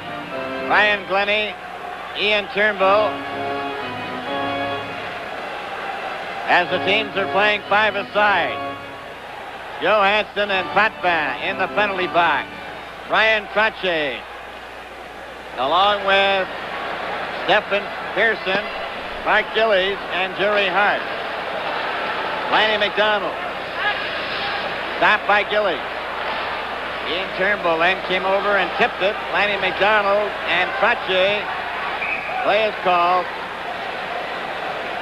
and the face-off will be where they jammed it. Lanny McDonald didn't have a shot in that first period, but Darryl Sittler led the Leafs with 3. Gillies had 4 for the Islanders. Dennis Potvin had 3. Gillies back to Jerry Hart, over to Pearson. Pearson at center, shot the puck around on the boards behind the net, went by Palmateer. Gillies let it go. Jerry Hart was checked by Turnbull, but he gets it to Gillies. Gillies trying to get out in front of the net. Ends up behind the goal. Turnbull is covered, though, by Trottier, and Trottier shot it down the ice. Well, the Islanders have to go back into their own zone to get it. Pearson, Sittler bumped him. Jerry Hart gets it up. Lenny running into Treche. A quick pass to Bob Bourne. Bourne went by Turnbull, still has it. Finally bumped in on the board. Williams can't get out. Gets it over to Turnbull, though, and Ian Turnbull goes down the ice with Sittler. Over the line, back to Sittler. Sittler right in front. It's scored! It was knocked into the net, and the Leafs get on the scoreboard. Delayed reaction on the goal is Ian Turnbull, who has really played a daring series, offensively racing up there. Here he leads the attack. Number 2 is Turnbull. Breaks in over the line, drops it back to Sittler. Turnbull goes right to the net, and that's what gives the Leaf the goal as Sittler shovels it in there, and suddenly it pops loose. Must have been a second delay before it bounced in behind Resch. Sittler's backhand pass. Where is it? There it is, in the net. Who gets credit? We'll know in a moment. Turnbull given credit for the goal, I believe. His third. Sittler, of course, will draw the assist. For number 2, Ian Turnbull. Superliner 27, Darryl Sittler, and number 22, Jay Williams, is finally called 110. As Turnbull's third playoff goal. Williams also gets an assist at 110. And that, of course, was scored with the team even at 5-a-side. 1-0 for the Maple Leafs as the puck is cleared around behind the Maple Leaf net. Glenny, a pass into the corner. Broken up by Lewis. Then Glenny covers Lewis. The puck comes loose. Lewis covered. And it goes into the corner. Along the boards, Nystrom intercepts. Nystrom gets it back to Lewis. His shot is wide of the net. Dennis Potvin, who's back out there, shot it into the corner. There's Mike Pellick trying to trap it. Puck goes loose to Williams. Williams is checked. Nystrom right in front of the net. And that hit the Leaf defenseman as he dropped in front of it. Dennis Potvin gets it over to Lewis, the shot. And Pellick threw himself in front of it again. Nystrom, then to Dennis Potvin. Back to Nystrom. He's checked. A race for the puck. Over the line for Trevor Johansson, and he was stopped by Nystrom. Up to Dennis Potvin, stopped by Williams. Dave Lewis. Pass up to Bob Bourne, up at center, over the line. Stopped by Randy Carlyle. Randy Carlyle looked at it, over the blue line, back out at center, offside. From the Nassau Coliseum on Long Island, this is Stanley Cup 78. What are we going to do? Well, we told our wives. You mean work on the boat? Yeah, work on the boat. We've got all kinds of time. There's ice in the water. Oh, we gotta do it now. It'll be gone by the weekend. Bet? Yeah. Loser buys the X. Okay. Such a mark. For years, Roger and the boys have talked about working on the old Why boats don't we do it tomorrow? and had second thoughts over a little Molson Export Boat Ale. in the water before this clown's got the deck sanded. Molson Export Ale. It keeps on tasting great. Play just underway, and the puck is intercepted by Turnbull, who's been playing an outstanding game on the defense of the league. Gary Howard then took it away, shot it down the ice. Harris goes after it. Howard here lost it. It's cleared out in front, right in front, and that's stopped by Turnbull. A quick pass for Pat Boutet. Races after it. Gets the puck. Centered it. There's nobody there. Then it's out in front. Dan Weir missed it. Pat Boutet has lost his glove. Goes back to get it. Now it's back for Howard. Over the line. Rick Merrick. Checked by Pat Boutet. Boutet. A pass to Ellis. Takes his shot. Resch caught that. And gives it to Pearson. Pearson gets it back. In the corner. 1-0 for the Maple Leafs. Pearson at his own blue line. Up the center right. A long shot. Wide of the net. Lanny McDonald. To Darryl Sittler, knocking it out for Maloney, and it was too far for him. Dennis Potvin over on the wing. Cleared back into Leaf territory. Ian Turnbull is there again. Off the boards for Maloney. Lets it go down the ice. No icing on that play as it hit the Islander at the Leaf blue line. A long pass at center. Howard tips it down the ice. Randy Carlyle goes after it. To Maloney and Turnbull. And to Sittler. Dickler with Maloney. A shot. Resch stopped that. He's got the rebound, and he's trying to hold it for a faceoff. Well, the Red Wings are trying desperately to stay alive in their series with Montreal. Let's check back at the Montreal Forum now and see what's happening. Charging by Lapointe, who gets back there, but Saint Laurent gives it to Cameron, and there's the shot. Kalani shooting it. Scores! Detroit has tied it up. It's a 2-2 hockey game, and so the Red Wings may not be finished yet. A 2-2 tie at the Forum. Here it's Leafs 1, the Islanders nothing. Back it comes. Randy Carlisle's shot. He's got another try. He gets it right to Maloney. A shot, and Resch stopped that. Lanny McDonald. He's given a bump by Westfall. Westfall hurt himself. It's behind the net. Islanders with Trottier now getting it up on the left wing to Gillies. Checked by Randy Carlisle. Carlisle has given a bump. Goes back over the line. Maloney couldn't get it. Lanny McDonald tried to cover his check. Gillies for Trottier. Trottier missed the check from Glennie, but there's Randy Carlisle to Lanny McDonald. He shoots it in. That's going over the red line. Rossi will touch it. Icing is the call. Tonight's Stanley Cup playoff game is coming to you from the Nassau Coliseum on Long Island. Now there's a new color film for the one-step that develops twice as fast. Get the picture. Polaroid's one-step is the world's simplest camera, and look at the new brighter SX70 color. The picture?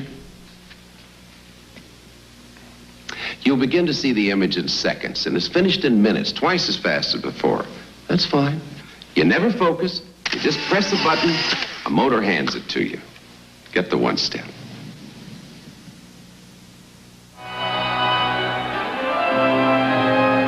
And there's the score, 1-0 for the Maple Leafs in this second period, 14:58 remaining. As the puck goes to Trevor Johansson, to Ian Turnbull. Ian Turnbull back to Johansson, up on the right wing for Jerry Butler. That's going the length of the ice, and that'll be icing as soon as Pearson touches it, and he does. Roger Nielsen back of that Leaf bench. The 13th Leaf coach in their long history. The first one who never played professional hockey at any level himself. We're going to keep a close eye on Eddie Westfall. It appeared that he may have limped off on the last shift after taking a hit. And we'll see how he skates if he's back out there next time.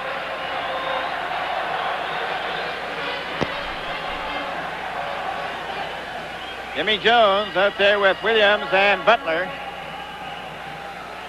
Number 21, Mike Kazicki for the New York Islanders. Now then, Ellis comes out, replacing Jerry Butler.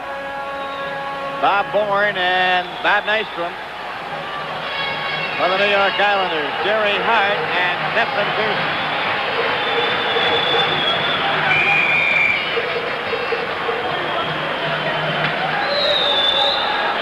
Jones and Kazicki couldn't get their sticks down properly, so Williams moves in against Bob Bourne. Into the corner it goes. Cleared by Trevor Johansson to Ian Turnbull. Turnbull shot it out to center right. Jerry Hart. A pass taken by Bob Bourne. Back to Pearson. Back to Nystrom. Shot the puck into the corner. Behind the net, Trevor Johansson. Just in the corner. Working it to the blue line. Ellis is there. They decide to hold it against the boards. And we'll have another face. Please report the security. So the Philadelphia Flyers lead Buffalo on the scoreboard now 3-1. Second period as Holmgren has added his goal to Clark's, and then Lonsberry scored to make it 3-1. Terry Martin replied for the Sabres.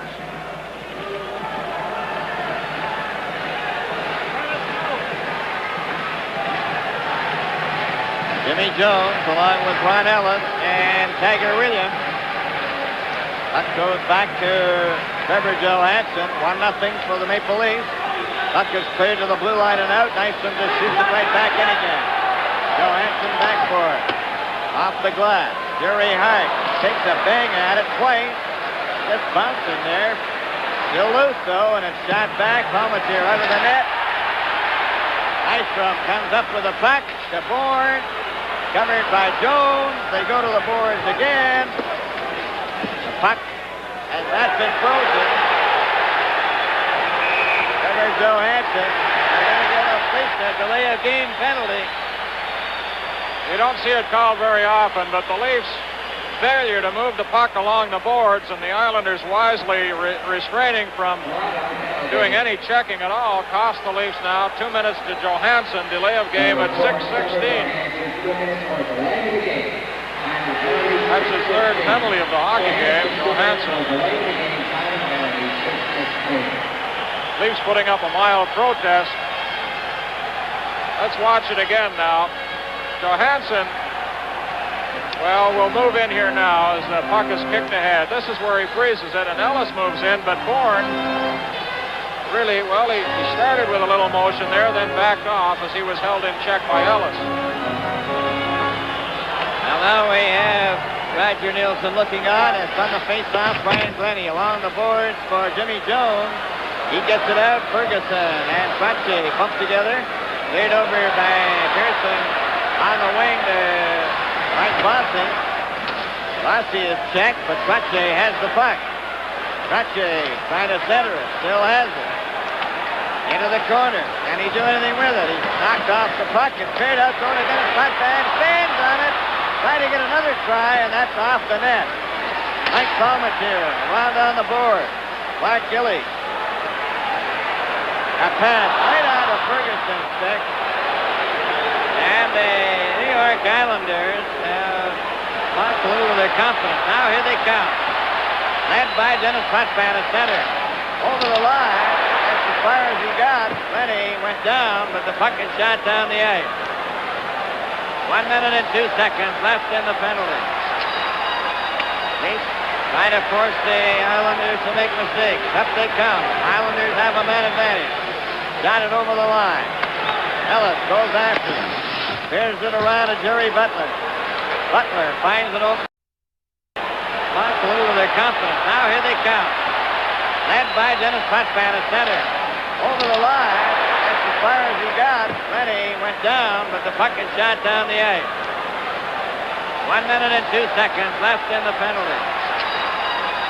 Leafs trying to force the Islanders to make mistakes. Up they come. Islanders have a man advantage. Got it over the line. Ellis goes after him. Here's it around to Jerry Butler. Butler finds an opening. He shoots it down the ice. And now the fans are turning on the Islanders. Back up the ice for Clark Gilly. Over the line. Into the corner. Centered it back to Dennis Potvin. Potvin inside the blue line. Over it comes to Pearson. His shot. That caromed into the corner. Gilly and Gazicki. Gazicki coming from the side. Centered it. A shot hit the goal post. Another shot. Back of the net. Gazicki has it again. Still has it. Back it comes to Pearson. Over it goes to Gilly. Paid by Ellis, wide of the net on a deflection. Back out is Trevor Johansson.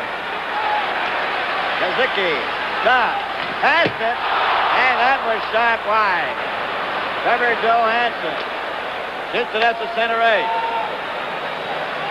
Back is Pearson, over to Gilly. He puts it right back in again. 1-0 for the Maple Leafs. There's a shot around on the board to Jerry Butler. Up at center. He drives it into the crowd. This is Stanley Cup 78 from the Nassau Coliseum on Long Island. Hey there with that car to buy. Grow with us. Hey there with that knot to tie. Grow with us. Adding on that extra room. Going off to college soon. Come on, everybody, grow with us. Scotia Plan Loans, a low-cost, convenient way to get yourself growing in dozens of ways right now. Come to Scotia Bank and grow with us. Grow with us. Grow with us. Grow with us.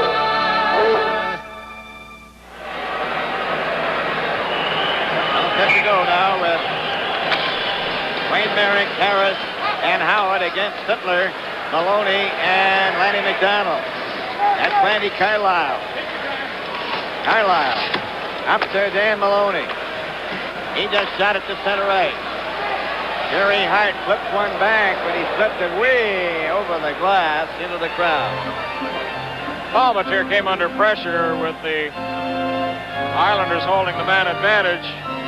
One player wrapped it off the goalpost as we watch this play develop. That's Kazicki. There's the shot just off the goalpost to the right of Palmatier. The Islanders now 2 for 19 on the power play in this series. Turnbull to Randy Carlyle. He shoots the puck in. Off the board. Resch. Then Maloney took the puck away from Jerry Hart. Back to Randy Carlyle. His shot wide. Sittler has the rebound. There's nobody in front of the net. And it's the Islanders coming back. A quick pass over the line for Harris. Takes his shot and he blasted it. And I think it may have just hit the shoulder of Palmatier, went over the glass. Well, again, we talked about Turnbull's daring. He gambled here and got caught up the ice, going for the player, Merrick. Harris now coming up, only one defenseman back as the Leafs race to catch up. And there's the rising shot. I think you're right, Bill. It caught something there, the shoulder of Palmatier, and up into the crowd. Okay, Brian, and we're all set now. 10:32 remaining in the second period. 1-0 to score in favor of the Maple Leafs. Goal scored by Ian Turnbull from Sittler and Williams at 1:10. Here's the chance for Sittler. Over the blue line. Fakes his shot. Trying to go around Hart. Hart took him out. Puck goes to Maloney over his stick, and Harris swings it back with Merrick and Howitt. A pass for Howitt over the line. Centered it, and it was kicked back by Palmatier. Another shot, and Maloney has it. Long pass for Lanny McDonald. Over the line. Takes his shot. Resch stopped that. McDonald went into the board. Cleared around on the boards and out to center. Right for it. Wayne Merrick. Over the line. A drop pass to Howitt. Howitt was checked. Sittler. And given a bump by Harris. Dan Maloney. Too far for Lanny McDonald, and they're getting a rest. Over the boards comes Stan Weir along with Williams. And also Pat Boutet. Boutet knocked down by Howitt. Wayne Merrick at center. Now then Boutet and Howitt. And they'll both get penalties. Both teams starting to bristle now in the second period. 9:22 to play. With the score, Toronto 1, the Islanders nothing. This is Stanley Cup 78. As you roll along, shine on. Taking time to have some fun. Shine on. This is your kind of country. It's your kind of life. Shine, shine on. And now's the time for the beer. Shining through just for the country. The beer called Canadian. Molson Canadian. It's your kind of beer. Two of hockey's toughest little men in the box now, Gary Howitt and Pat Boutet. Both get 2 minutes for high sticking at 10:38. There's Boutet. We saw Howitt a moment ago. So with the two teams playing five-a-side at the beginning of the second period, resulted in the Leafs' only goal so far. Bill, here's where that happened. You see at the top of your screen, 8 is Howitt, 15 Boutet. They got their sticks up. Boutet very happy to get the third goal in Toronto the other night. A great setup from Weir. Mike Pellick brings the puck out. Up at center. Shot by Bourne. Then now Pellick was knocked down by Nystrom over the line for Dennis Potvin. Outside was Bob Bourne.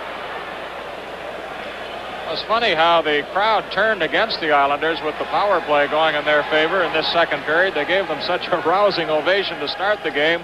Suddenly, they're starting to boo them when they fail to score. And, of course, if they ever do get a goal, they'll turn right around again. Bourne, Nystrom, Abe Lewis, and Dennis Potvin. George Ferguson, one man back. Ferguson takes the shot, and it rolled out in front. And Resch beats it to Lewis. Lewis and Nystrom up together. Over the line. Nystrom a shot. Here just got a piece of it with his glove. Turnbull lost his man. It's Nystrom into the corner. He hit Ferguson. A race for the puck. Nystrom beat Ferguson to it. And Kazicki And Nystrom coming up. Lenny missed him with a body check, but it was offside at the blue line. Nystrom showing a lot of skate out there. We mentioned the other night how he took skating lessons from not one but two lady skating coaches. He scored the game winner in game 1 of this series. And he said both those ladies really helped me improve my skating. Laura Schramm was one, and then Barbara Williams.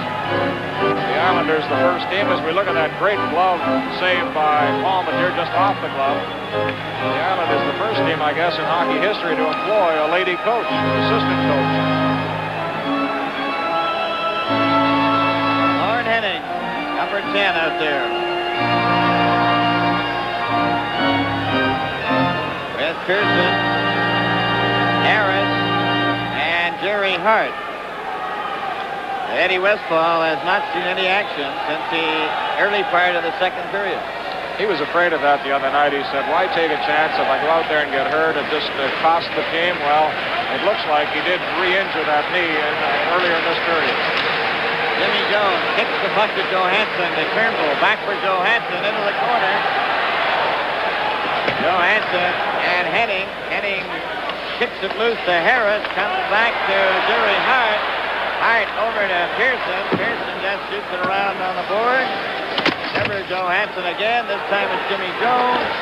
Jones. A long pass to Williams at center. Williams over the line. Takes his shot, and that was just off the target. Henning cleared it behind the Islanders' goal. Pearson up on the left wing. Harris and to Henning. Henning hits around. Turnbull was given a shove. Henning getting it back to Jerry Hart. There's his shot. Jimmy Jones flipped it, and he flipped it into the crowd. I'm sure he didn't mean to do that one. Ron Wicks, the referee, will take a look at the scoreboard once again. 2-2 at the Forum in Montreal. At the end of the second period now, they're in the third period, and also just beginning the third period, Philadelphia leading Buffalo 3-1. There's Jimmy Jones. Boy, what a season he's had in a Leaf uniform. Just caused the stoppage in play. 1 goal and 3 assists. Pretty good for Jimmy. He improves every game out. A big find for Jim Gregory and finding Jimmy Jones. The puck at the rim of the circle. It goes to Gillies, back to Dennis Potvin. Potvin turns around. Jones is right there. A shot. And Mike Palmateer caught it and held on to it. 7.5 minutes remaining in the second period. 1-0 for the Toronto Maple Leafs. Talking to Palmateer after the game the other night, he's full of plans to go fishing right after the season is over. He got a couple of fishing junkets lined up. And Tiger Williams, his brother, followed him all the way from Winnipeg to Toronto to see the game the other night, and then followed him all the way down here to see this game tonight. And he's driving all the way. That's 23 hours Winnipeg to Toronto, another 10 or 12 hours to the island, and all the way back again. A lot of time at the steering wheel. The Leafs have possession. Maloney bringing the puck up to center ice with a pass through for Darryl Sittler. Lewis is stopped by Darryl Sittler. It's against the board, and the referee was right there. No penalty on that one.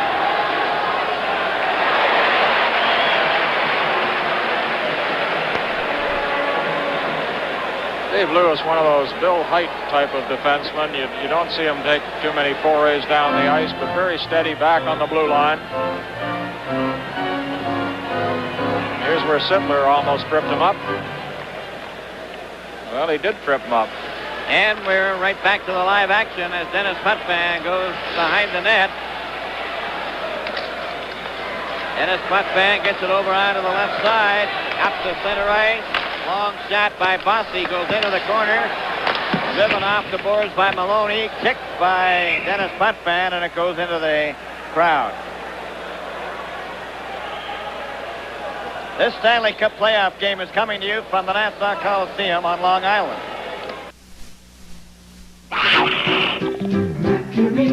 Mercury's got your car.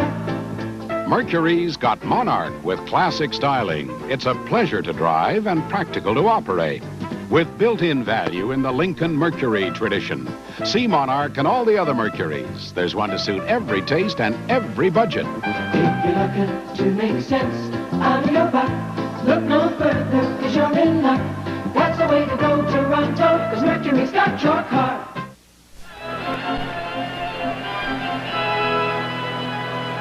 And we're all set to go. There is Ryan Trottier, number 19. All set to go. Loney gets it back to Trevor Johansson, to Glennie, to Trevor Johansson. He flips it up and down the ice. It goes to Resch. Resch flicked it off to the wing. Gillies is bumped by Lanny McDonald. Comes around on the boards. Bossy ahead to Trottier. Trottier gaining momentum to center, then elects to shoot it wide of the net. Palmatier to Trevor Johansson, who was given a bump. Sittler goes in. Gillies and Trottier. Out to Bossy. That shot was fast. Here's another one. Score! Dennis Potvin.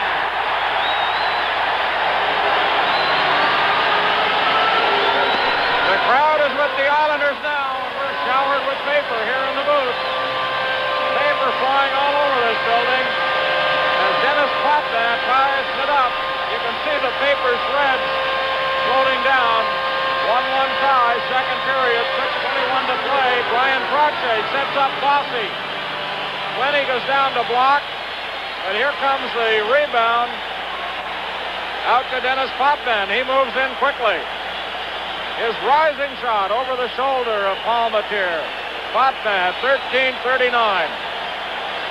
Bossy missed the first chance as Lenny made a good sprawling stop. But they couldn't get back in time to stop Potvin's rising shot under the crossbar.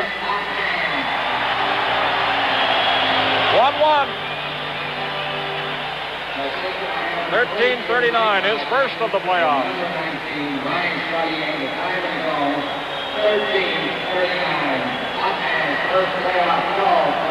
Trottier and Bossy will draw assists. 13:39 the time. Crowd's behind this team now on all night. Yes, they're back up and starting to chant. 6 minutes, 21 seconds remaining in the second period. A 1-1 tie. Trimble, a quick pass over the line for Jerry Butler, but he couldn't hear the whistle. It was offside. Want some popcorn, Bill? Some just showered down here. They got more confetti all over here.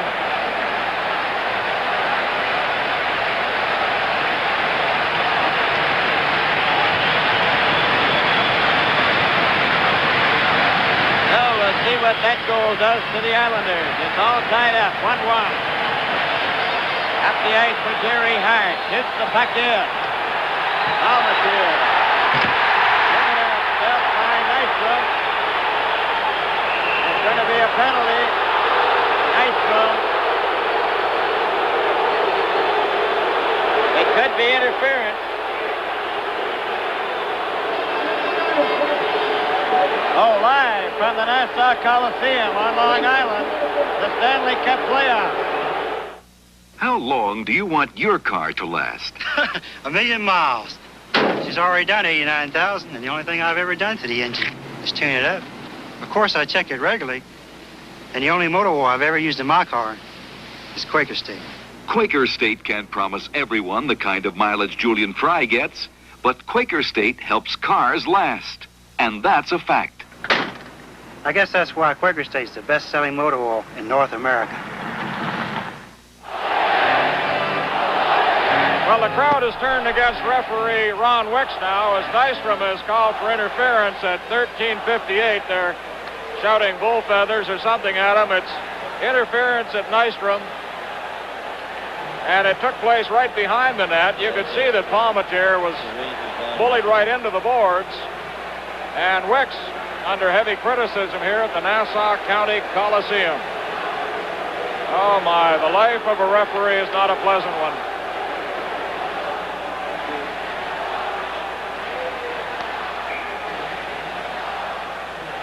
Especially at playoff time.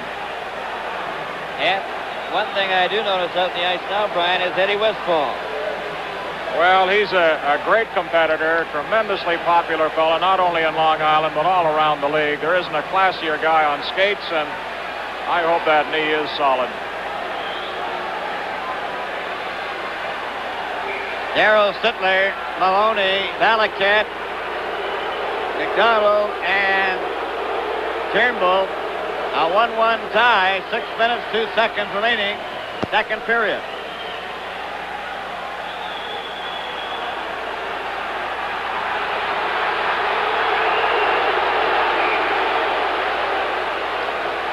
All set to go, Westfall against Sittler. Out there with Henning, Jerry Hart. Valaket knocked the puck back to Lanny McDonald. Over to Ian Turnbull. Turnbull to Maloney. Maloney turned around by Westfall. Brought back by Marshall. He shot it in. And it's Valaket. Back to Lanny McDonald. Lanny McDonald. Around on the boards to Maloney to Turnbull. Turnbull up at center. Over the line. Hooks it for Sittler. It's up high. It goes down. Maloney into the corner. Back to Lanny McDonald. Into Sittler. Sittler. Long pass over to Turnbull. Turnbull's foot right in front. Maloney has it again. He's knocked down. Brought up by Marshall to center right. Over the line, and it's shot into the corner. 56 seconds left in the penalty. Turnbull. Over for Lanny McDonald. At the blue line. Up at center to Sittler. Sittler's over the line, and he got it through. Resch has got it. Flips it off the board, and it's Eddie Westfall shooting it down the ice. Palmetier to Lanny McDonald. 31 seconds left in the penalty. McDonald. Up for Maloney. Maloney. A pass for Sittler. Over to Ellis. Ellis back to Sittler. Took a shot. The rebound, and Resch has got it. Leafs had 2 good scoring chances with the man advantage. Still have 23 seconds left in the penalty to Bob Nystrom. Watch Sittler's shot now. It's through to Resch. Here comes the rebound. Under Lewis, and Resch races out to grab it.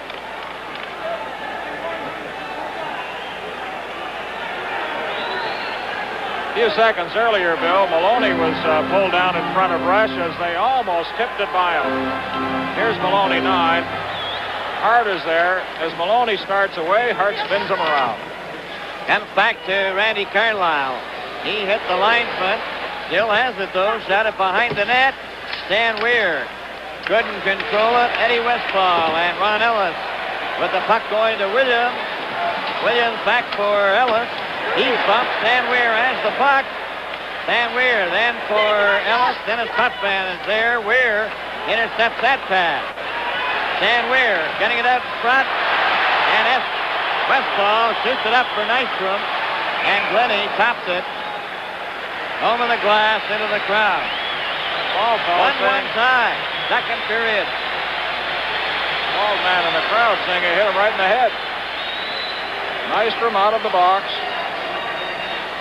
We've got 3:43 left, second period. The Islanders' third choice in the 72 amateur draft, Bobby Nystrom. 630 goal scorers on the Islanders, but the Leafs have controlled their big line. The trio grande, as they call them.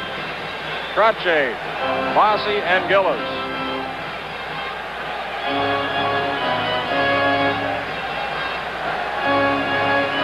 Minutes and 43 seconds remaining. Second period, a 1-1 tie. Cleared by Gillies in behind the Leaf net. Trevor Johansson shot it to the corner. Butler couldn't get it out. That shot, Palmetier stopped that. That was a quick wrist shot by number 25, Dave Lewis. And it got all the way to Palmetier. I don't think he was expecting it. Well, we may have a moment to catch a second look at that on the replay. Corner shot.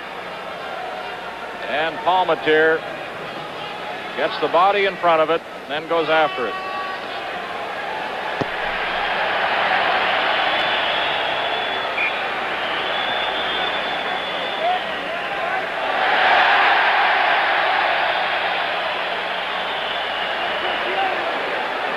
All set to go.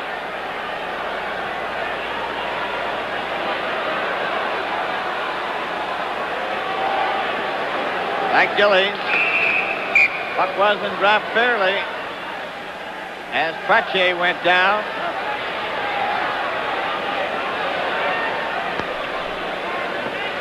Jimmy Jones, Butler, and Boutet.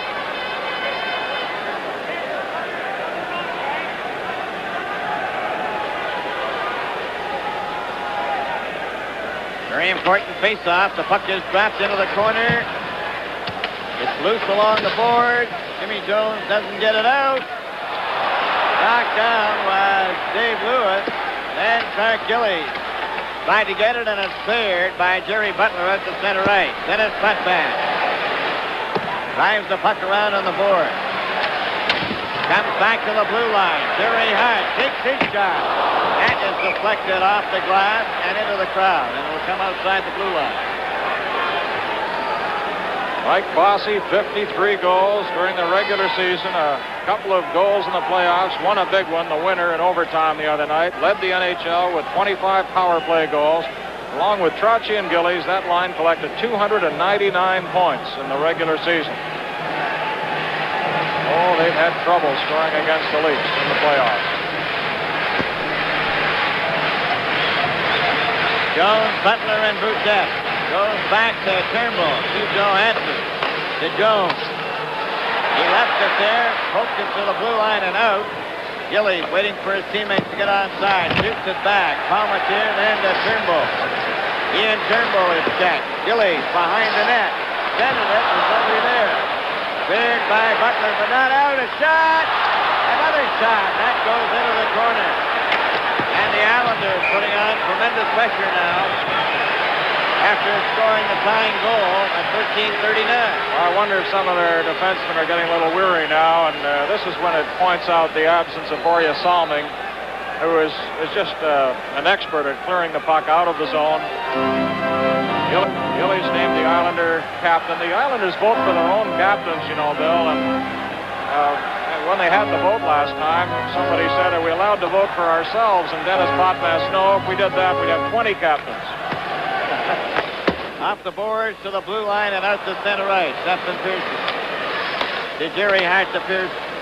Pearson up to the red line. A long shot. Wide of the net off the boards. Jerry Butler let it go. Cleared by Johansson. Ferguson couldn't get it out.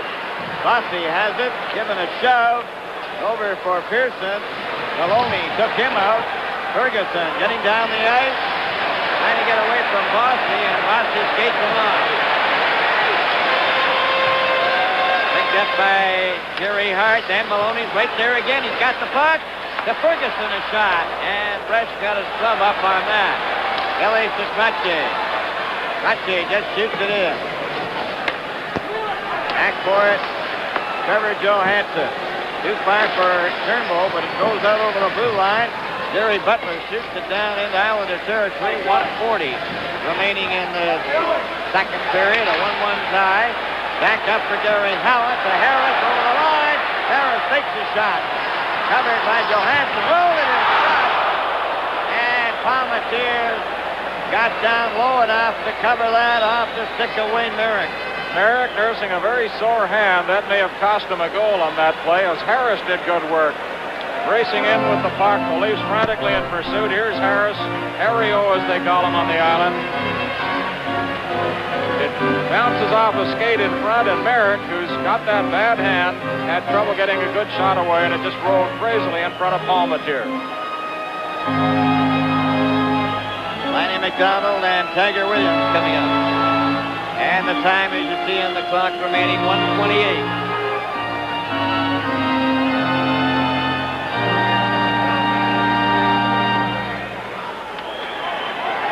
Merrick, Harris, Howard, Dennis Potvin, Dave Lewis.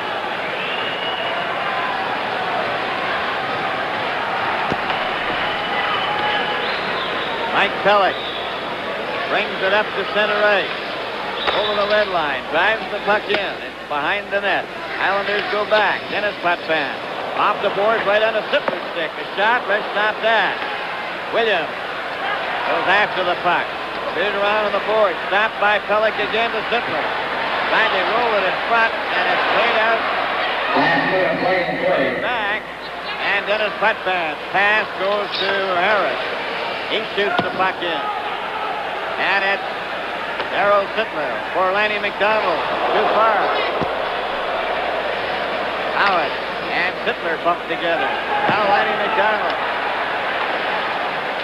goes down. Puck's underneath him. Play is called. 39 seconds remaining in the second period.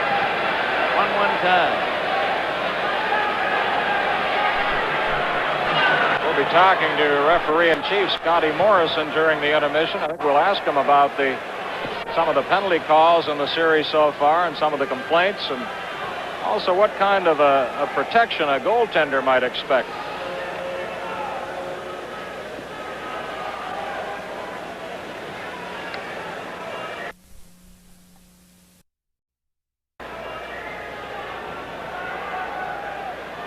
This is the third game we've had with no scoring in the first period. There have been 2 goals in the second period. Turnbull opened it from Sittler and Williams at 1:10, then Potvin from Trotzy and Bossy at 13:39.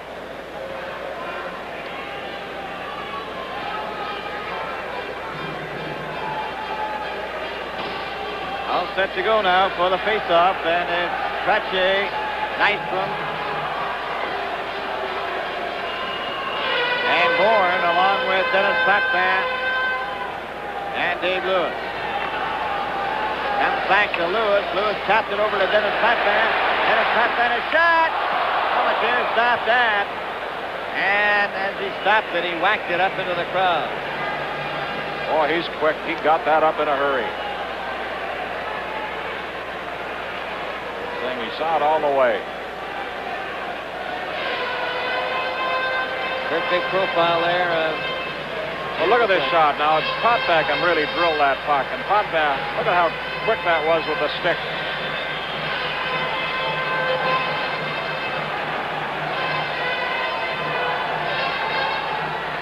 Trotzy wins the draw to Dennis Potvin. Another shot. That bounces in front. Cleared to the blue line, but not out. Potvin, another shot. Knocked down in front of the goal. They take a whack at it. It's still there. And Sittler gets it out and down the ice, but there's going to be a penalty to the Maple Leafs with 16 seconds left. Turnbull was right on top of Nystrom. Well, the Leafs penalty likely. Leafs' inability to clear the puck cost them because they had to scramble back then, and as a result, Turnbull took a penalty. Here's the announcement. Holding with just 16 seconds left in the period. Bouncing puck high in the air. Turnbull hit it with the palm of his glove, but or rather Johansson, now it's behind him. And he tackled Nystrom on the play as they move in on Palmateer. In 1944, Turnbull goes for holding. Leafs win the draw and drive the puck down the ice. Back forward is Resch. Resch with 9 seconds, leaving it for Pearson. Pearson checked by Butler, but recovers. Gets it up to Bossy. Bossy with 1 second. There goes Horn, and the second period is over.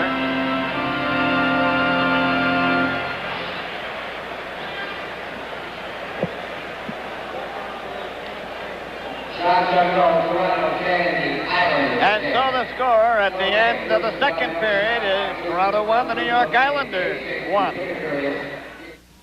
Now, Hitachi brings out its biggest gun for the new 26-inch Luminar 1 color console. Luminar 1, the system that gives you full beam color.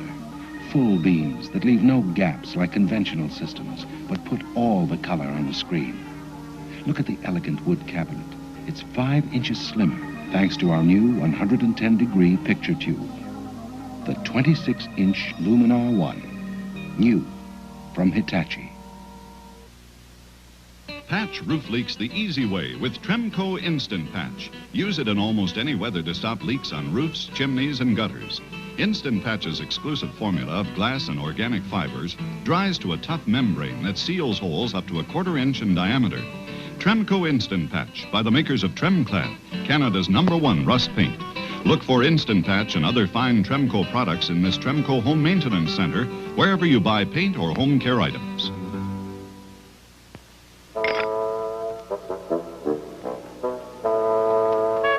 Don't go too fast. Okay. Okay, and remember to use your brakes when you reach the Like corner. all parents, we have the protective instinct too, about life and security and the future. And that's what life insurance is all about. And be careful. Talk it over with Mutual Life of Canada. We've got children too. Life is a mutual.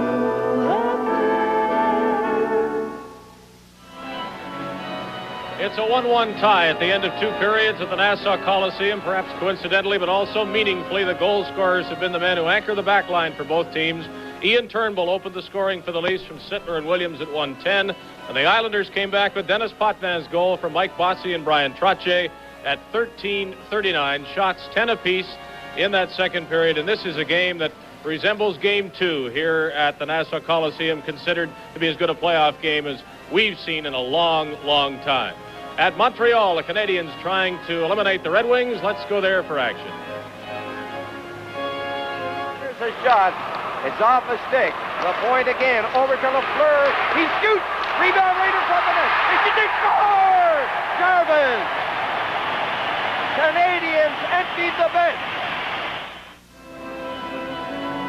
Canadiens ahead of Detroit, and it should be mentioned that in this series, no team has come from behind in the third period to win a game, so that Potvin tying goal, all important for the Islanders. A man who's important for the Leafs, controversial, but everybody says valuable, Dave Williams.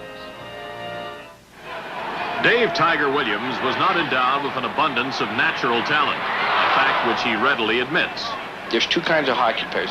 There's a guy that's got all the ability in the world and natural talent, so on and so forth. And then there's the other guy who's got, a little bit of everything, but he's really got to work hard. And I was in the latter, and I feel that I'm in better shape than anybody in this league. Pardon me, that might be a little overboard, but as good a shape as anybody who thinks they're in really good shape. I feel that for me to get to A and B and get back to A, that I have to be in great shape, and my body, I train like that. I have people help me skating.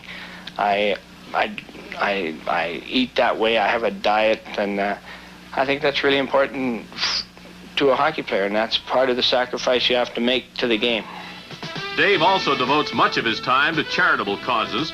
His visits to the Ontario Crippled Children's Center are as much fun for the Tiger as they are for the kids. Them kids are happy, They really aren't as fortunate as I am, but they're happy and they're fun to play with. You just can feel it in their bones. You just look in their expressions in their face that they really enjoy you being there, and I like to be there to help them out because I sure wish that if I was in their position that somebody would sure come and play with me and help me and talk to me. Dave's not always able to leave the game behind at the arena. Watching Tiger face off against son Ben are his wife Brenda and daughter Clancy. I got the big fella here, and I got Clancy, and when they go to bed around 8 o'clock, then me and Brenda usually do something between the two of us, so I don't do anything specifically to relax. Well, he's right. Between games, it doesn't seem that there's too much time to do anything. I think we spend most of our time just with the kids or maybe with a few close friends. But the kids seem to take up most of the time these days. We're fairly unorganized. We never really think about what we're going to do till the season's over. We have a lot of friends back west that we go and see. We don't get to see them all year. We both love water skiing and plan to do a lot of that. And other than that, I guess just live from day to day. In between the time we get home and the time we get back, I hope to go fishing without my wife and hunting. And I don't know what she's going to do while I'm doing that, but that's what I kind of have in the back of my mind. Getting away from it all is not the Tigers' approach to the game. A fierce competitor, his abrasive style keeps his opponents on their toes. I'm going to check Bossy. Like, he's definitely going to be intimidated because he's a smaller player. Every chance I get to hit him, I'm going to hit him, and I'm going to hit him hard. That's just a job, that's a role. That's what I'm out there for. Often a target himself, Tiger's aggressive approach has made him the Leafs' penalty leader. His league-leading total of 338 minutes last season came, not surprisingly, as largely the result of fighting. The one thing is, well, I really believe if you're going to fight, you got to fight, you know, and you got to win. It's just like the game. Other than that, as far as, you know, penalties are concerned, I don't really get that many 2-minute penalties, and I know for a fact I don't get as many on my team as my other peers, because Roger keeps that stat. Tiger's the kind of a player that sparks the whole team up, not just with his aggressive play, but he's perhaps the best player on the team for cutting to an open space in center ice. He's always very alert on the bench, and he knows everything that's going on all the time. Tiger's also able to go out and check the other team's top players. He can check them from the wing or even at center ice, and we've used him in both positions.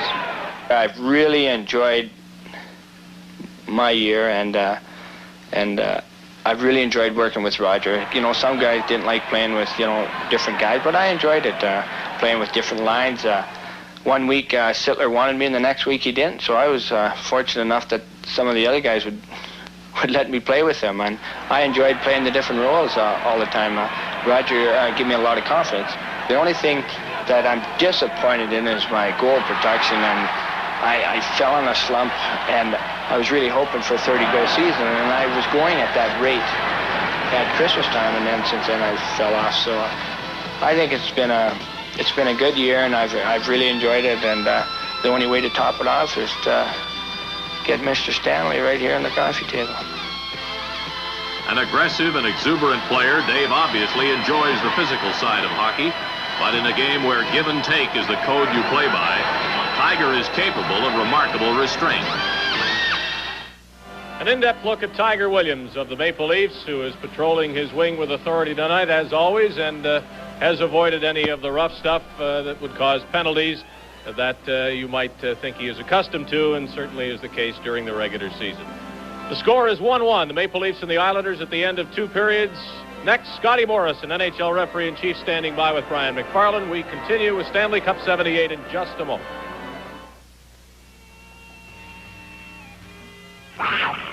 Midnight is mystery. Midnight is excitement.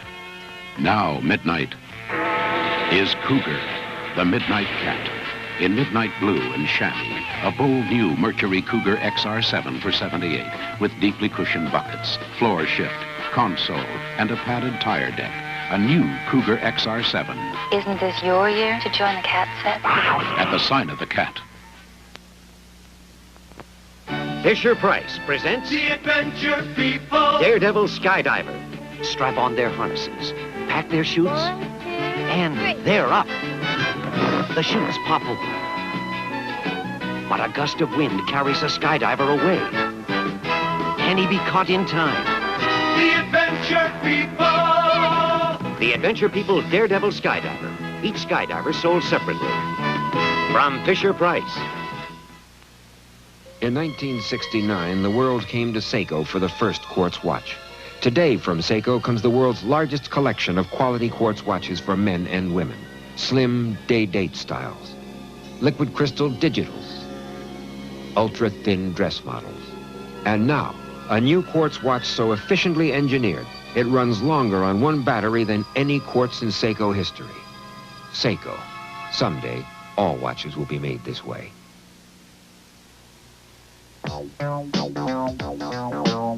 Evinrude has all kinds of power to get you where you're going in a hurry. Whether you're in a hurry to catch your supper, or even in a hurry to catch something else, Evinrude gives you 17 ways to go, from 2 to 235 horses. Because some things in life are worth hurrying for, Evinrude gives you all kinds of power. Well, this is a relatively tame hockey game compared to the one in Toronto the other night. And Scotty Morrison, referee-in-chief, it wouldn't be hockey without complaints about the officiating. Are you happy or unhappy with the caliber of officiating so far? I'm very happy, Brian. I don't think the clubs have too much to complain about. I thought the first 2 games down here were extremely well handled. The Tuesday night game, one of the best playoff games I'd ever seen.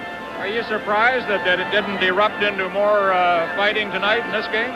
Not really, Brian. I think they've got it out of their system. They realize now we're down to a 2 out of 3, and you just can't afford to take the dumb penalties and the fighting situations that went on the other night in Toronto. Scotty, can you explain to us, when a goaltender leaves the goal area and gets in against the boards like he did tonight in this second period, the crowd, I think, is confused as to what happens when another player barrels into him. Well, it's true that, he becomes another player, but the rule also says that the attacking players, shouldn't make any unnecessary contact with him.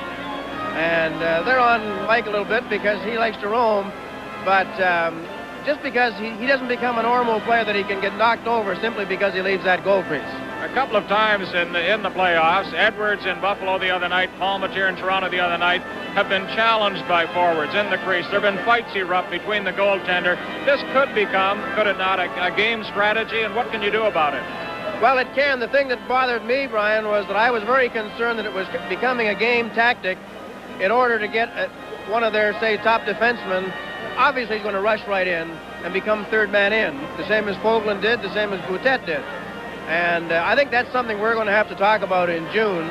I don't know the solution right now, but I just don't want to see it develop into a tactic to get rid of a key player. And how do you select your game officials for the playoffs, and how many do you have working these series? We have 8 referees and 8 linesmen this year. That's one more referee than we've had before, and we're making a practice of the man that works, say, tonight's game. He stood by the other night. Now, Ron Wicks, or at least Dave Newell, is standing by tonight. He will work the next game in Toronto. When we get down to the Stanley Cup Finals, we will use 3 referees and 4 linesmen. Well, all in all, I think your officials do a tremendous job, Scotty. I know it's not easy out there. I don't think I'd like to do it. And I know you had your run of it. You wouldn't want to get back in there, would you? A little too old for that now, Brian. Thank you, Scotty Morrison, referee-in-chief of the National Hockey League. And we'll return with Stanley Cup playoff action in just a moment. Well, it's kind of hard to describe what makes you go there. 6 feet of snow or in spring you go, every time you get a weekend free. It's just a feeling you get from the very air you're breathing. Something that says you found it right where you want to be. Well, in the summer there's swimming and sailing. In the winter there's ice fishing, skiing. In the fall you tromp around these woods and the colors are just incredible. There's always something different. And I don't care where you go, you won't find better country or a better beer. So get the great taste, that's Canadian. Molson Canadian. All year round it's Canadian. It's your kind of beer.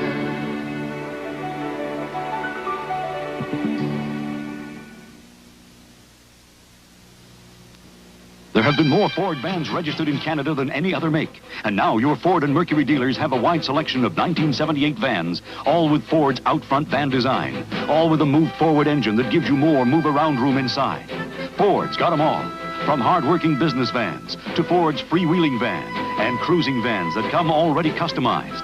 There have been more Ford vans registered in Canada than any other make, and a wide selection to choose from at your Ford or Mercury dealer now.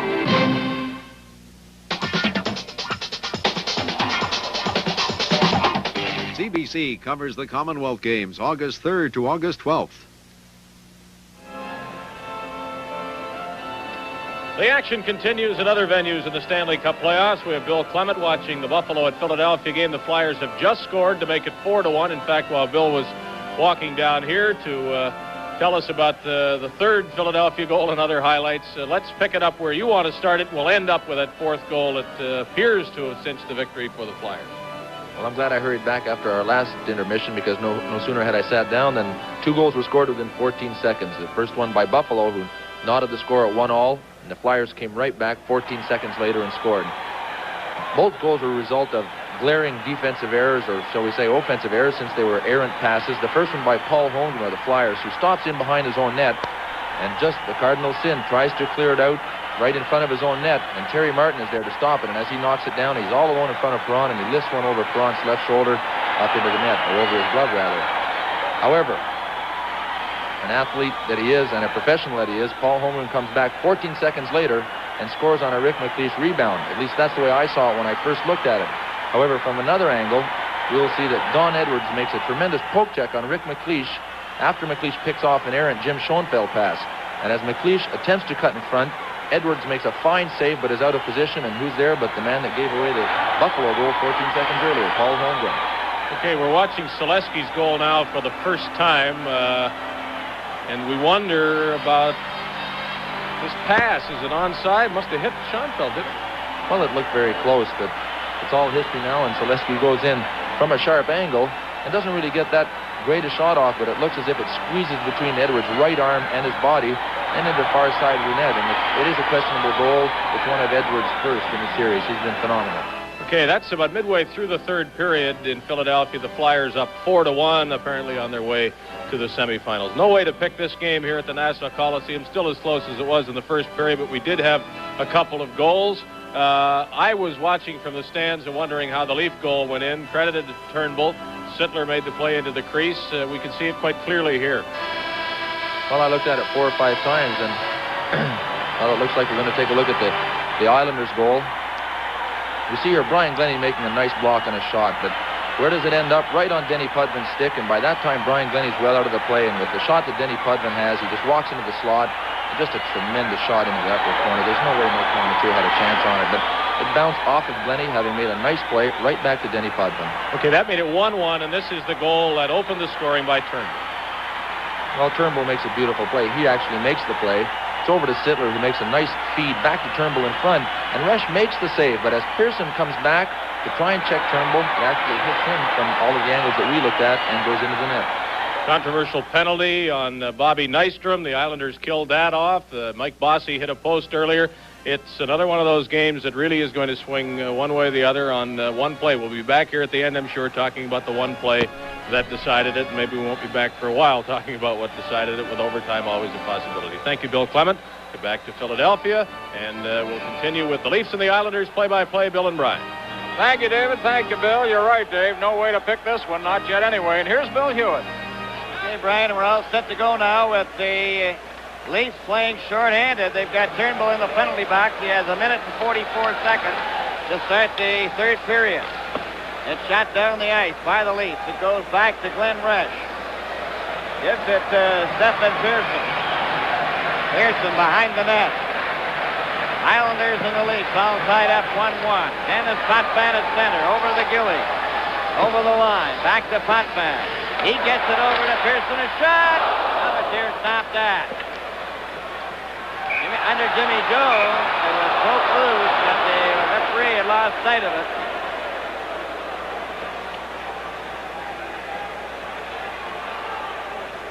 And there's the second period summary. Turnbull at 110, Potvin at 13:39. The shots were even, 10 apiece. Everything's even. It's played by Bossy. Back to Dennis Potvin. A shot, and he missed. Comes back to the blue line. Kept in by Mike Gilly. His shot across the goal mouth. Comes all the way back out, and Jimmy Jones sends Jerry Butler to center. Takes his shot. Resch knocked it down. And Pearson has it now with 55 seconds left in the penalty and a 1-1 tie. Up the center for the Islanders. A long shot off the board. Trevor Johansson drives it down again. And back for it is Pearson. Pearson back to the Islanders' net. Overskated it once. Now he gets it up to Bossy. Bossy, number 22, over the line. Stop. Back to Pearson. Pearson takes his shot. That's wide. Jimmy Jones went to the board, trying to hold it there. It comes loose. Bossy getting it behind the net. Gets it loose into the corner. Dennis Potvin checked by Jimmy Jones. And it's shot down the ice. 9 seconds left in the penalty. Quick pass to Dennis Potvin. Up the center. Over onto the right side for Nystrom. And it passed in for Dennis Potvin. Slides out. Ian Turnbull's got it. One man back. And Bourne got back quick enough to make the play. Dennis Potvin to Bob Bourne. Bourne over the line. Trying to break through the defense. And Randy Carlisle broke that up. Down with Ron Ellis. Over the line. A pass to Ellis. Shoots. And Resch stops that, holds on, and we'll have a face-off.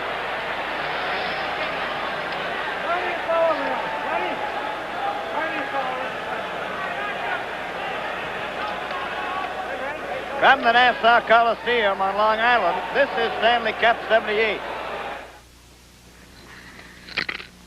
Every time you mix a drink, you've got an 80% chance of doing a good job. See this? 4/5 of your drink is mixer.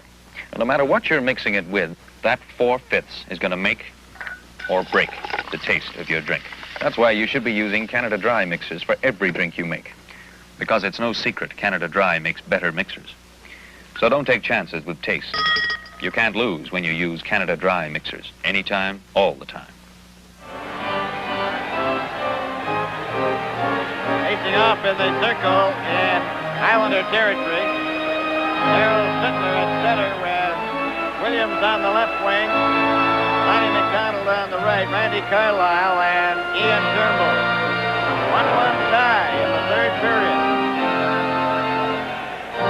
Eddie Westfall out there. All set to go.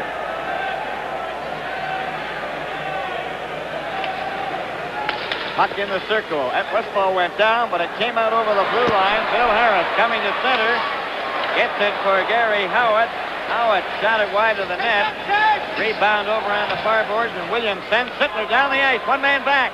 Lanny McDonald trying to catch up and was taken by Wayne Merrick. Merrick up at center. Pass to Howitt over the line. Shot the puck, and it goes over the glass into the crowd. That's good back checking by Wayne Merrick. Leafs had a 2-on-1 break. It appeared, and Merrick got back so quickly he intercepted the pass to McDonald. Merrick acquired from the Cleveland Barons. John Potvin traded to the Barons. Al Arbor shook his hand. There were tears in his eyes as he let Potvin go, and he took him in the corridor, and he said, "I hope we can be friends forever." I'm sure they will be. Potvin, John Potvin, and Al Arbor. Wayne Merrick against Darryl Sittler. Sittler wins the draw. It goes to Carlisle over to Turnbull. Turnbull over the blue line. A long pass. Stopped by Jerry Hart. Intercepted by Randy Carlisle. He shoots the puck in. And it ends up at the side of the Islander goal. Jerry Hart, back of the net. Hart takes a look. Tempo of the game slowing down somewhat as the teams are even at 1 goal apiece and looking for that big break. Icing going to be called against the Islanders. Here's Al Arbor. His team had 48 wins this year, 111 points, 334 goals in regular season play, second only to Montreal. Equaled or broke 31 club records. 19 more points than the Toronto Maple Leafs, coached by this man, Roger Nielsen, rookie coach of the Leafs.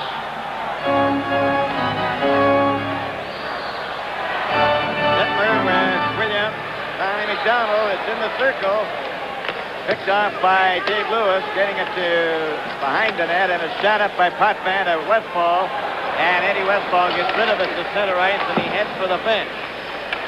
Dave Lewis waiting for his teammates to get onside. It's cleared in, goes into the corner. Lanny McDonald. A pass over on the left wing to Williams. Williams back for Pellick. Pellick moves over the red line, and he shoots it in. And it's Potvin back for it. Round on the board for Gary Howitt. Howitt at the blue line, up to center. Got the puck in. It goes around. Harris being watched by Sittler. Sittler then covered by Merrick. Came out in front of the net. Pellick knocked it off to the wing. Sittler and Merrick and Williams decides to hold it there. Buffalo won't give up yet. They're fighting back against Philadelphia. It's 4-2 now as Derek Smith scores for the Buffalo Sabres. And here we are at the Spectrum in Philadelphia, sealing with the puck. Through to Derek Smith, and he just steers it past Bernie Perron. So it's 4-2, Flyers in front. If the Sabres go out tonight, I think you can rest assured that Punch Imlach will make some changes in that Buffalo Sabre lineup prior to next season. Now we are. Vacation going on while we were looking at the replay. Howard and Lanny McDonald were mixing it up in the corner. More talk than tangle. Lyle by Mr. Lenny McDonald. 2 hits for roughing. Time and penalty 3:58. Islanders penalty. Number 8, Gary Howard. 2 minutes for roughing. Roughing penalties at 3:58 to Lanny McDonald and Gary Howard. 3:58. And that means that the teams will play even at 5-a-side. Bob Bourne is coming out. So is Bob Nystrom.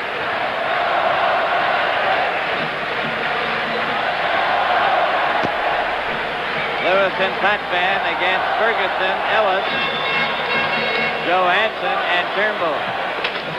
Ferguson got it behind the net to Turnbull. Ian Turnbull was hit hard by Nystrom. Go to the boards again, play is called.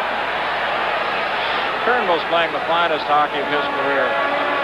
And Nystrom has been a key man for the Islanders. Bourne and Nystrom have kind of overshadowed Prache, Bossy, and Gillies. When they throw Kazicki out there, that's quite a potent line for the Islanders. I agree with you, Brian. I think Bob Nystrom has certainly been one of the shining lights for the New York Islanders, that's for sure. And Bob Bourne as well. Cleared out to center ice, tapped by Lewis. Lewis then for Bourne. Bourne trying to cut in. Trevor Johansson got it covered. Get out front to Nystrom. And Nystrom was sacked by Turnbull at the last second as Nystrom tried to get around him. Dennis Potvin. Veering pass. Lewis then for Nystrom again. Turnbull's there. He shot it. Ferguson didn't get it. Here comes Dennis Potvin over the line. A shot! Volunteers stopped that. The rebound off the glass. Cleared to Ferguson. 3-on-2 with Turnbull. Over the line for Ferguson. Takes his shot. Easily handled by Glenn Rush. And the Islanders with Dennis Potvin. Up over the blue line. Up at center. Over to Nystrom. Nystrom hit by Glenny. And Trevor Johansson. In for Ellis. Ron Ellis getting a little skating room. Coming to center. And then just elects to flick it into the corner as they change on the go. Now it's Brian Prache. Nearly handled to Jones. Jimmy Jones has the puck. And Nystrom recovered. Nystrom getting it behind the net into Jerry Hart. A 1-1 tie. 14:28 remaining in the third period. Randy Carlyle drives the puck in. Back for it is Jerry Hart. Jerry Hart.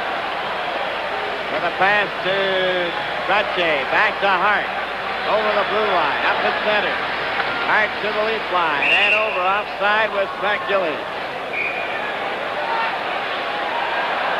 Now Hart gets his stick up against Tiger Williams.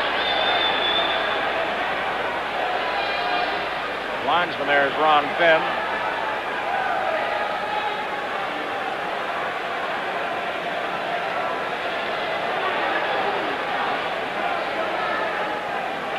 Got 14:07 on the clock and 5 seconds left in the penalties to Lanny McDonald and Gary Howard.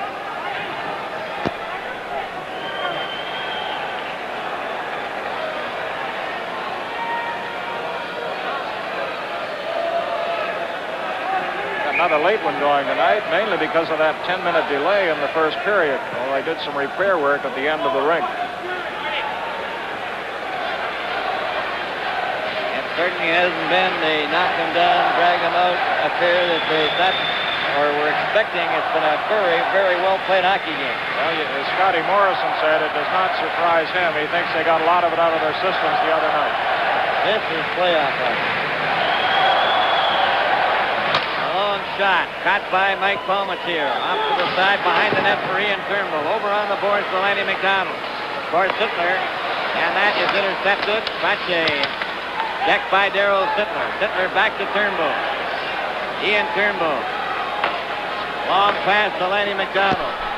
He shoots it in. Going after it is Maloney. Maloney. And the puck gets rolled around on the board. Jerry Butler out there now. Clark Gillies. Up the center, stopped by Butler. Butler in turn gets flipped it out over the blue line, and Bossy drives it back in again. Now they're changing as the puck hit the referee and bounces to center ice. Dennis Patvan, a pass up the center. Kazicki over the line, stops. Passes it in front, nobody there. And Trevor Johansson, a quick pass to Jerry Butler, center. He's over the line. He's getting around, he's dumped. Puck ends up behind the net, into the corner. Maloney missed it. Islanders with Horn. Stopped by Johansson. And Glennie is knocked down by Nystrom. Back for Maloney. Down the left wing. Over the line. Still has it. Covered by Kazicki, who had him tied up. And Dennis Patvan behind the net. 12:37 remaining in the third period. It's a 1-1 tie. Dennis Patvan tips the puck in. Nystrom thought he had it, and it's Mike Pellick. Off the boards for Stan Weir. Dave Lewis getting it back to Pearson. Over to Lewis. Lewis comes up the center, drives the puck into the lead zone. Behind the net, left there, Jack Belicat. Belicat covered by Nystrom. And play is called. And again, they didn't call it, it's still going. Now it. Trying to get it loose. Comes back to the blue line. Jerry Hart gets it in front and shot. And that was stopped off Wayne Merrick. They were waiting for a whistle, and it didn't come, so they finally kicked it. A good try by Wayne Merrick, and the puck is all the way back in Islander territory. That nearly started something. Offside at the blue line. Jack Belicat, who came off the bench, was offside. Tonight's Stanley Cup playoff game is coming to you from the Nassau Coliseum on Long Island. The Magic Organ, a special album of 25 all-time favorites.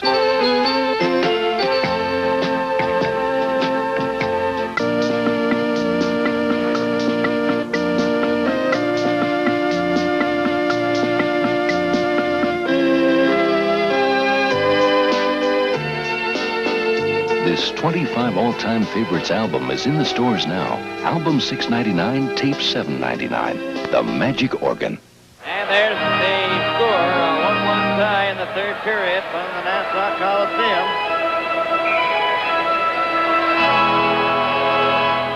11:34 and counting as the Islanders come to center. Long shot. Palmatier knocked that one. Is going to cover up and hold it with Wayne Merrick right there. Well, I understand there's been another goal scored at the Montreal Forum, and Danny Gallivan and Dick Irvin are there. Let's find out who scored it. Starting on the wing, goes to center with Jarvis. Gainey over the line. Gainey dropping it back for Nyrop. There's the shot.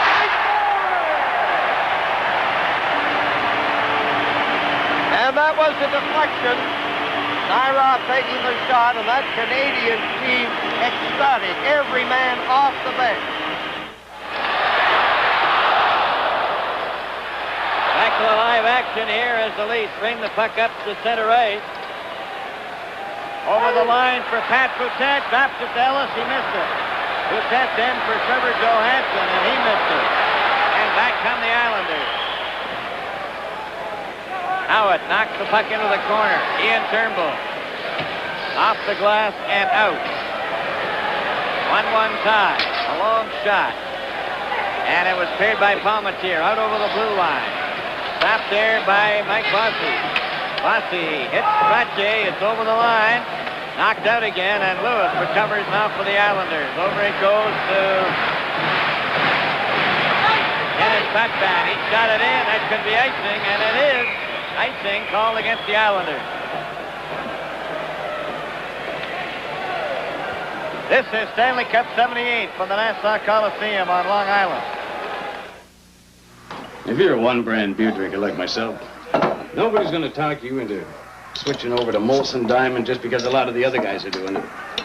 Not even when they tell you it's got a smoother taste than your brand. There's only one thing that's going to make you change your mind, and you know it. You got to judge Diamond for yourself. Like I did. So go ahead. You be the judge. After all, the other guys can't always be wrong. Bill, the catches are on. All ready to go now in the Islander zone to the right. Show you the face-off circle. Next referee, Ryan Woods. Here's a shot by Williams. Right from the face-off was wide of the net. Picked up by Clark Gillies. Gillies is going to the boards, and this time they hold it.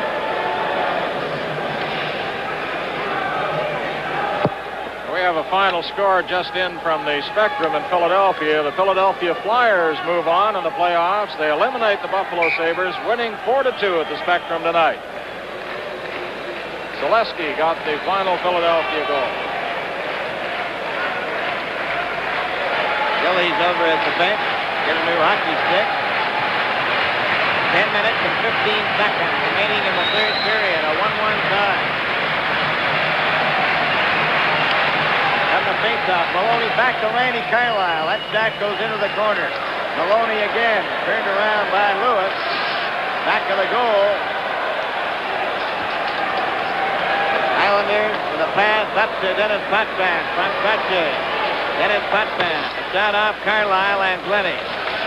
Cleared by Maloney, but not out.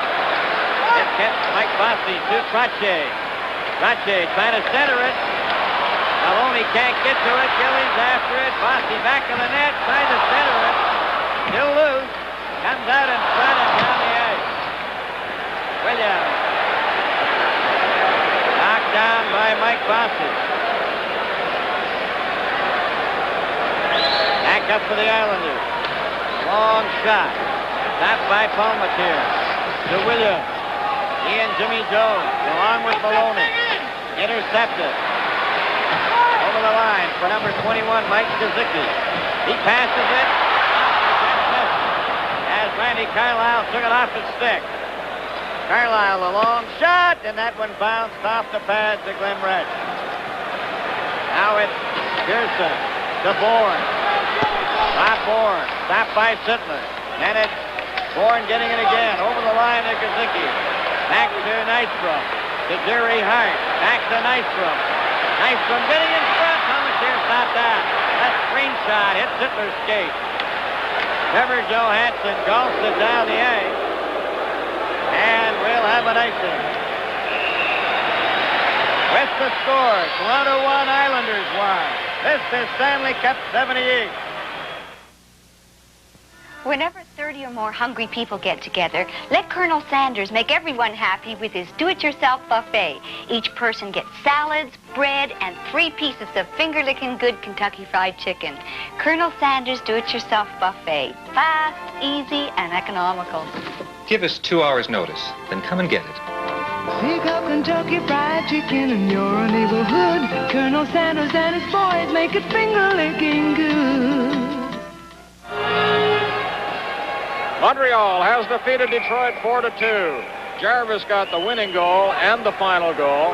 That means Montreal advances to the semifinals, along with Philadelphia, 4-2 winner over Buffalo tonight. Lonsbury got the winner there. Boston already in the semifinals. It's all left to the Islanders and the Leafs for the 4th spot.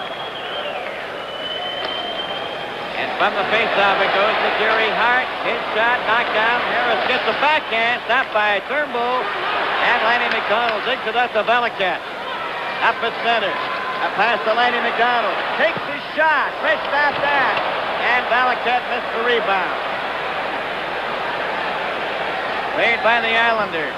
Up to center right. Wayne Merrick. Gary Howitt. Back to Harris. Harris at the side, trying to get it out in front, and Lanny McDonald has the puck. Lanny McDonald going down again. Takes his shot. Fresh stop that. Another shot. Rolls. And it's picked up by Wayne Merrick. Merrick of the Islanders. Up the center.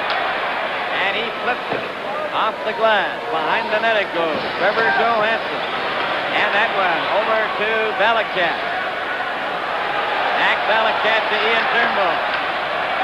Into the corner. Brings it up on the left wing. Puts it up to center. Valiquette goes after it. He gets the puck.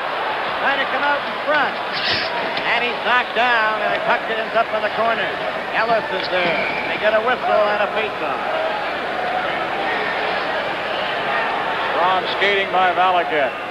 Don Whitman and Helen Hunt described the play in the Canadian Women's Volleyball Championships from Regina on CBC Sports Special this Sunday.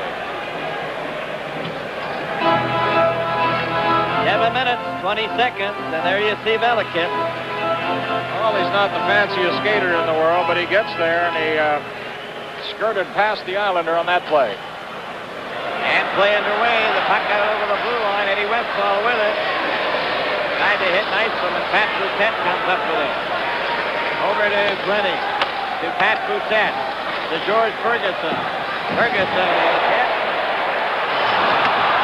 Potvin and Ferguson bumping together. Potvin may get the only penalty here as he ran Ferguson into the boards. Every penalty now a big one. And it's Potvin. With 6:58 remaining in regulation time. This Stanley Cup playoff game is coming to you from the Nassau Coliseum on Long Island. What's a guy like me doing ironing shirts? It's not so hard.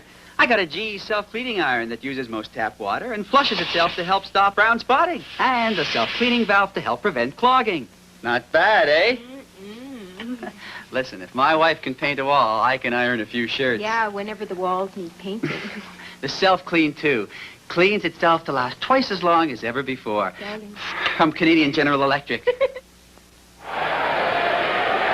George Ferguson going down the boards was high stick by Dennis Potvin at 13:02. There's the replay right up against the glass. So Potvin is in the box. The Leafs go to the power play. Now this power play is Stan Weir at center, Maloney and Ellis on the wings. Lanny McDonald. Turnbull takes the shot, and that's tipped off to the side, and Lorne Henning drives it down the ice. Back for it, Ian Turnbull. Back to the net. Ian Turnbull a stand-up for the Leafs, and then he handed it away. But recovered up to Stan Weir. Over the line to Ellis. Ellis shoots, and he's deflected it, and it's wide, and Resch covers up. Oh, there's a lot of tension in this building now with 6:35 left in regulation time. Everybody looking ahead to overtime. Wondering about it anyway. Quite a bit of time left yet. 6:35, and the Leafs with the advantage for another minute and 37 seconds. Dennis Potvin in the penalty box. So it's Darryl Sittler. Ellis, Maloney. Ellis passed it right onto the stick of Lorne Henning. Henning comes up slowly and then shoots the puck down the ice. Lanny McDonald. Starting to work his way out. Up for Sittler. Sittler couldn't get to it. Very hard. Then Lanny McDonald for Maloney. Back to Turnbull. Ian Turnbull. Over the line to Maloney. Maloney stops. Off the boards to Turnbull. A shot. Big stop down on a deflection. Ellis was there. Sittler there. The puck was deflected. The goaltending has been superb tonight. They've had some tricky shots to look out for. One here, for example, on the last play. Screened all the way. Resch gets there.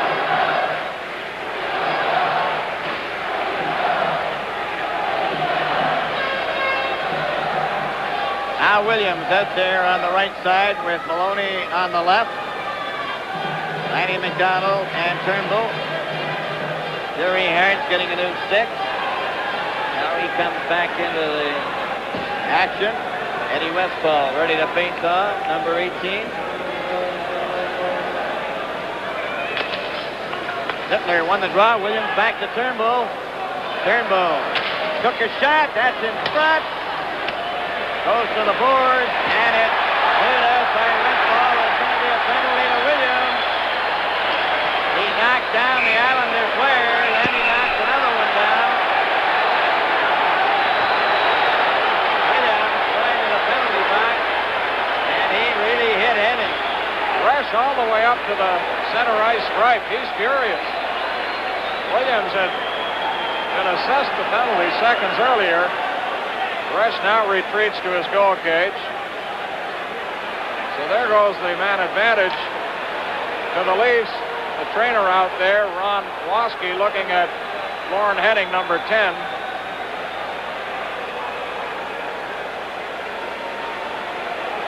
46 seconds left in Potvin's penalty. There's Al Arbor. Let's see if we can check it now. Williams knocked down. It's up.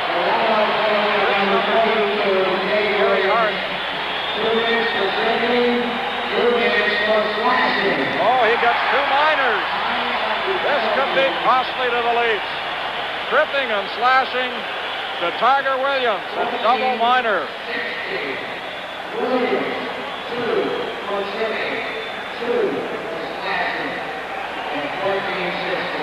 Live from the Nassau Coliseum on Long Island, the Stanley Cup playoffs.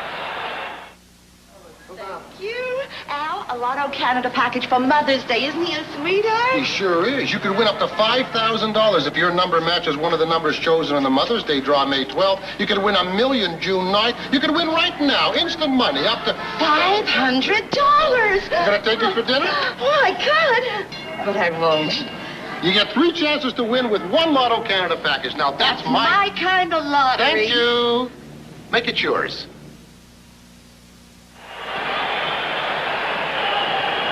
So Tiger Williams at 14-16 takes 2 penalties for tripping and slashing. And the edge goes over to the Islanders as Williams goes to the box. Potvin, remember, is still in there for 46 seconds. And you wonder how long the Leafs can hold off the vaunted power play of the New York Islanders.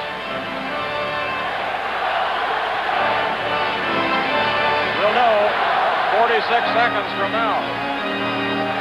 Teams are playing side for 44 seconds and counting now as the Islanders with Marshall over to Jerry Hart. Hart ahead to Bob Bourne.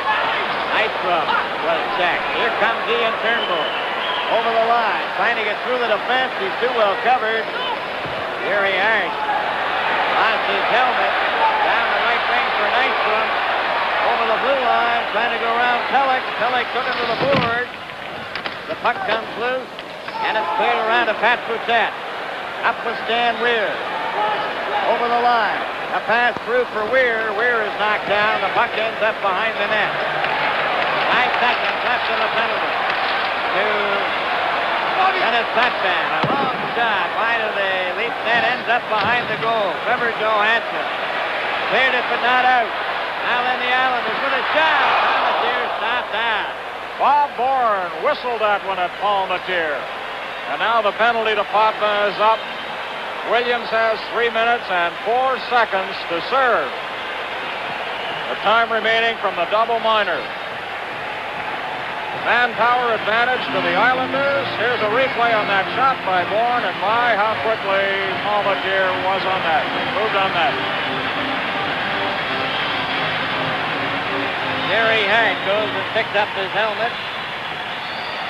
3 minutes, 4 seconds, as Brian has mentioned the penalty. 4:48 remaining in regulation time. And the score tied 1-1. On the faceoff, comes back to the blue line. Pearson gets it into Gilly. Gilly takes his shot. That was off Glennie's ankle. They roll it in front, and it's grabbed by Palmateer. And again, Palmateer comes up with a big stop. Now he wisely retreats from the goal cage. He said, I'm getting out of here. There's too much traffic. And I'm going to have to be a very busy man in the next 2 minutes and 53 seconds. The Islanders come close again. Bouncing puck off the stick of Johansson. The rebound comes, and Bossy is there.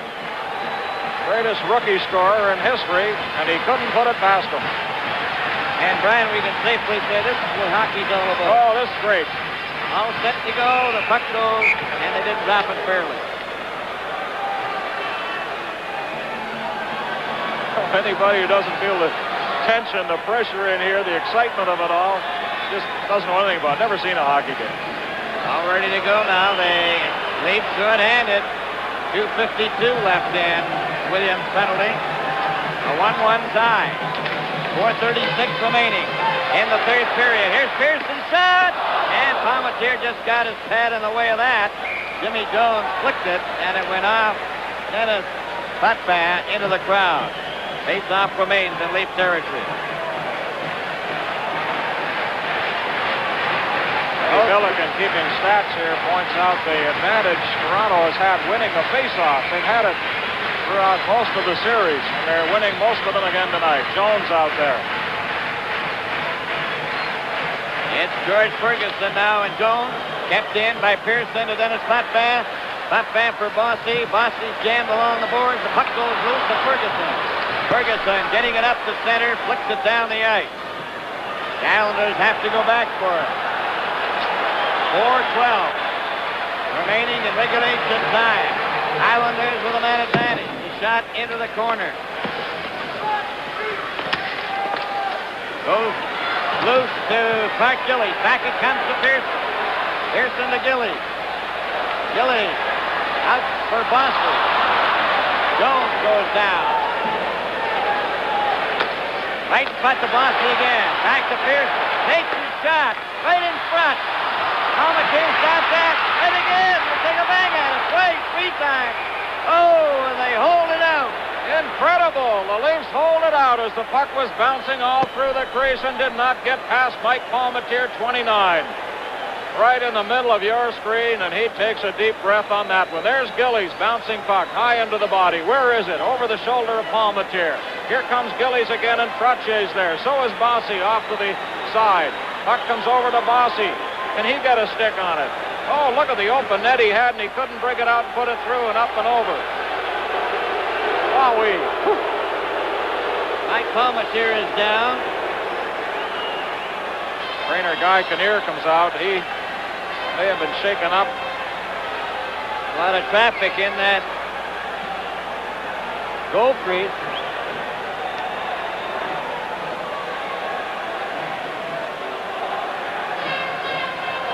Well, let's see now. Here goes Palmatier. Trotier's taken out. Bossy off to the side. Oh, good save by Palmatier and the bouncing puck now. Johansson fell right on top of Palmatier. Caught him maybe with the thigh or the knee and falling on top. A loose puck underneath the Leaf players. We've got a minute 54 left in the double minors to Tiger Williams. Roger Nielsen getting up for a better view. Gordon McRae, the backup man, has not seen action in this series, nor has Billy Smith of the Islanders.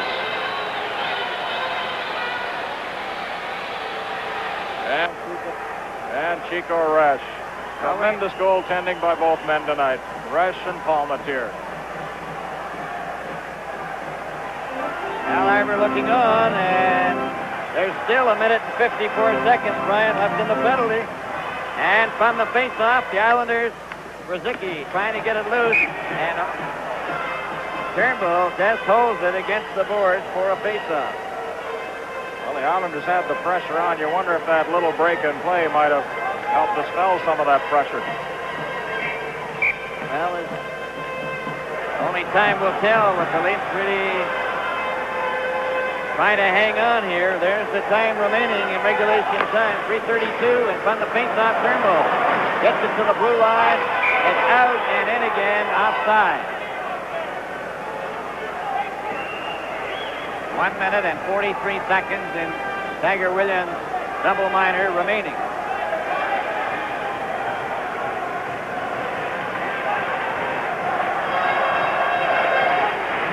Jimmy Jones, George Ferguson. Ryan Glenny, Ian Turnbull goes back. Turnbull goes back slowly, back to the net. Drives it off the boards and down the ice. Now we have Dennis Potvin. Very dangerous with the puck ahead to Bob Bourne. Bourne to Brzezicki. Over the line. Trying to go through the fence. It's moved and shot down the ice by the Leafs again. Back for it. Lift up is Stefan Pearson to Dennis Potvin. Over to Bob Neisman. Takes his shot. Palmatier stopped that. Roll right for the net. Brzezicki's shot. Comes back out. Away, but Dennis Potvin gets it over the line. Gillies and to Dennis Potvin. Then Patman shoots it right in front. Palmatier stopped that. Driven off the boards and out to center. 2 minutes, 30 seconds remaining in regulation time. A 1-1 tie. The Islanders still on the man advantage. Over the line, a pass for Kirkratche. And nice one. Back it comes to Gillies. Gillies in for a nice one. Back to Gillies. Over to Pearson. Back to Gillies. Here's the shot. Palmatier stopped that. And it's Patman. Still with it. Takes his shot. That's deflected wide. Gillies. Back to Dennis Patman. Takes his shot. And that one is stopped. Comes back again. Efton Pearson. Dennis Patman. His shot. That hits a leg. 4 seconds left in the penalty. Nice one. Right foot Dennis Patman. Shot knocked down by Ron Ellis. Williams is out. And they've killed off the 4 minutes. And the Flames are called for icing at 1 minute and 35 seconds remaining regulation time. Well, that was really something to watch here as Palmatier was under tremendous pressure from the Islanders. They held the man advantage while Williams sat out the double minor, 1 for tripping, 1 for slashing. 4 minutes in total, but there was 46 seconds of that knocked off because Potvin was in for that length of time. So for 3 minutes and a quarter roughly, the Leafs were able to hold off the Islanders. Now we're down to 1 minute 35 in regulation time. And it's a 1-1 tie, and overtime certainly a possibility now. Williams, you just don't want to take any penalties in a tight game like this. Imagine taking 2 of them. Could easily been the goal there. And spectacular goalkeeping as you saw in all those replays by Mike Palmatier. Now then, Randy Carlyle. A pass to Sittler. Sittler out for Lanny McDonald. Now then, Randy Carlyle. With Lanny McDonald firing the puck in. Ends up near the Islander goal. Cleared off the board. Not out. Randy Carlyle kept it in. Darryl Sittler's going to get a chance. He tried to pass it in front. The Islanders break it up. Gary Hart at center. Offside at the blue line.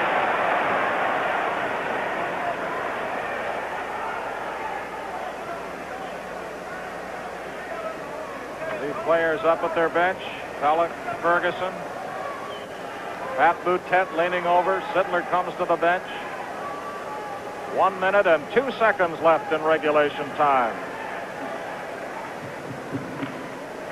Islanders win the draw. Less than a minute to go in the 3rd period. Goes up to center right. Gary Hart clears it offside. Wayne Merrick over the blue line in advance of the pass. A week ago, Bill, the Air Canada flights from New York to Toronto were delayed momentarily because the people who refueled the planes were so intent on watching the hockey game on their television screens, they neglected their duties slightly. Okay, up the ice for Ian Turnbull. A pass for Lanny McDonald. Failed to click. Then it's cleared by Darryl Sittler in behind the Islanders net.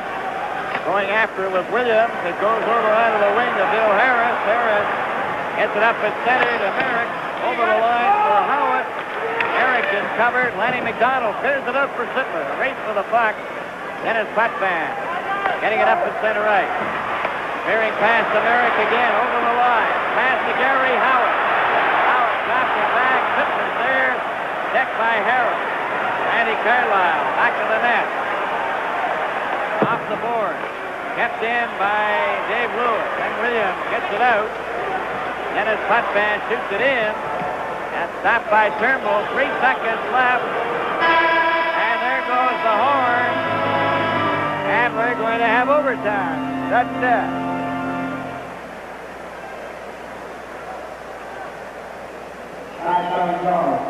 Now here's Dave Hodge.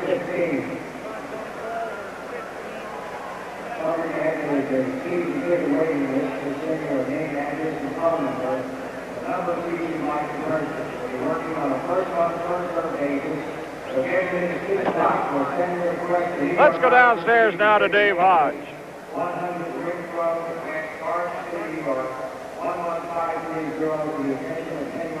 Well, as we go into overtime for the second time in this series, the second time at the Nassau Coliseum, everybody is trying to catch his or her breath, and I think you understand why. You're probably doing the same thing at home.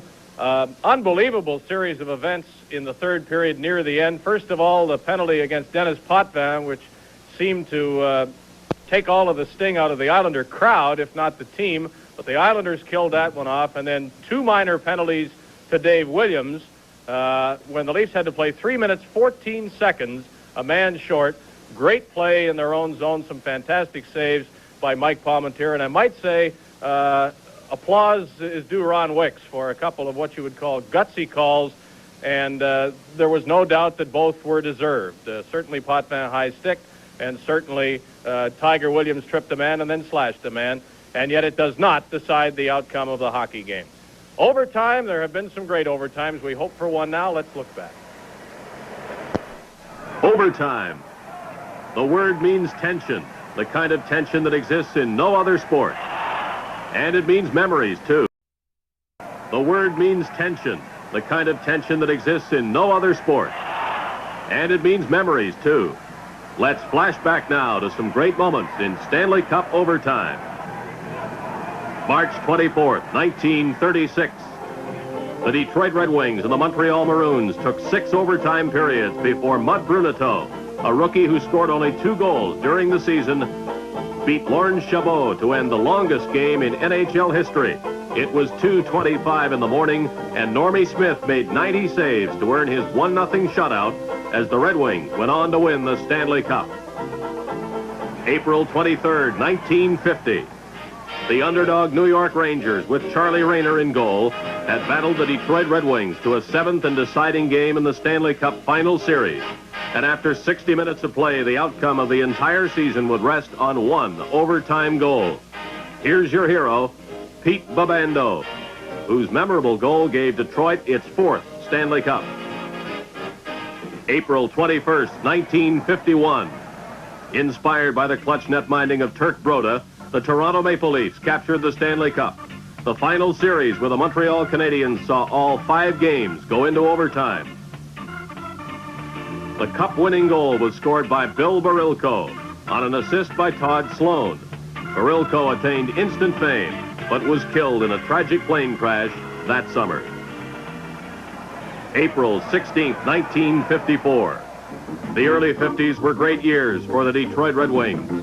Players like Gordie Howe, Ted Lindsay, Terry Sawchuk, and Red Kelly led the Wings to the playoffs year after year. But it was scrappy little Tony Leswick who provided this great moment in overtime. At 4:29 of overtime in the 7th game against Montreal, Leswick earned himself a place in NHL history. And Tommy Ivan wound up his coaching career with his 3rd Stanley Cup.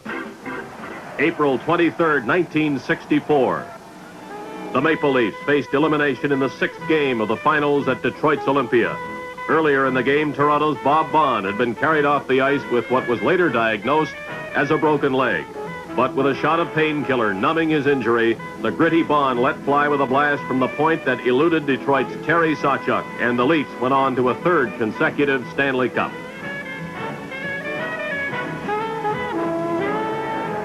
May 5th, 1966, saw sophomore goaltender Roger Crozier do everything but handstands to keep the powerhouse Montreal Canadiens from burying his Detroit Red Wings.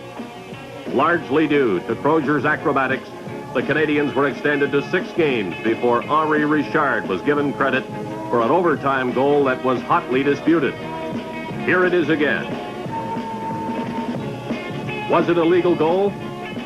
The ruling was yes, giving Les Habitants their 13th Stanley Cup. But the Conn Smythe Trophy went to Roger Crozier, the playoffs' outstanding player in a losing cause. April 24th, 1969.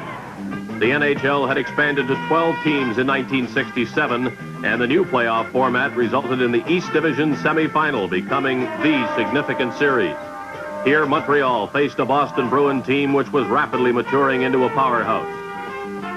The Habs were hard-pressed to eliminate Boston in 6 games. And it was Jean Beliveau who counted the series winner the only overtime goal he ever scored in all of his 18 illustrious NHL seasons. Montreal subsequently swept 4 games from the St. Louis Blues to win yet another Stanley Cup. May 10th, 1970. The Boston Bruins, led by 22-year-old superstar Bobby Orr, won their first Stanley Cup in 30 years. Orr won 4 individual trophies that year, including the Conn Smythe for his spectacular performance in the playoffs. He culminated his storybook season with this overtime goal to defeat St. Louis and give Boston the cup, signaling a new era for the Bruins. Stanley Cup overtime. Tension-packed hockey where the end often comes when you least expect it. But the thrills, the disappointments, and the memories linger on. In Game 2, which was every bit as entertaining a game as this one has been, Mike Bossy scored the overtime goal for the New York Islanders. He missed a great chance to win it in regulation time while the Islanders had that man advantage. Next, Brian McFarland will talk with Tom Johnson, the assistant GM of the Boston Bruins, who has a lot of interest in this series, scouting primarily at this point the Islanders. The score at the end of regulation time, the Leafs won and the Islanders won. What would it take to get you to switch to a new beer? Like this one, Molson Diamond. Well, how about if I told you that it's smooth, with a fresh taste? Kind of like a good draft. Convinced? Of course not. You got to judge for yourself, right? Well, I did, and I like it. Maybe you will, too. So why not give Diamond a try and compare it with what you're drinking now? You just might find yourself changing beers. Love Songs, a 20-star collection of super mellow music. Paul Anka. I don't like sleep alone. Diana Ross. You know where you're going to. David Soul. Don't give up on us, baby. Dan Hill. Sometimes when we touch, the honesty's too much. Disc $6.99, tape $7.99 in the stores now. Love Songs.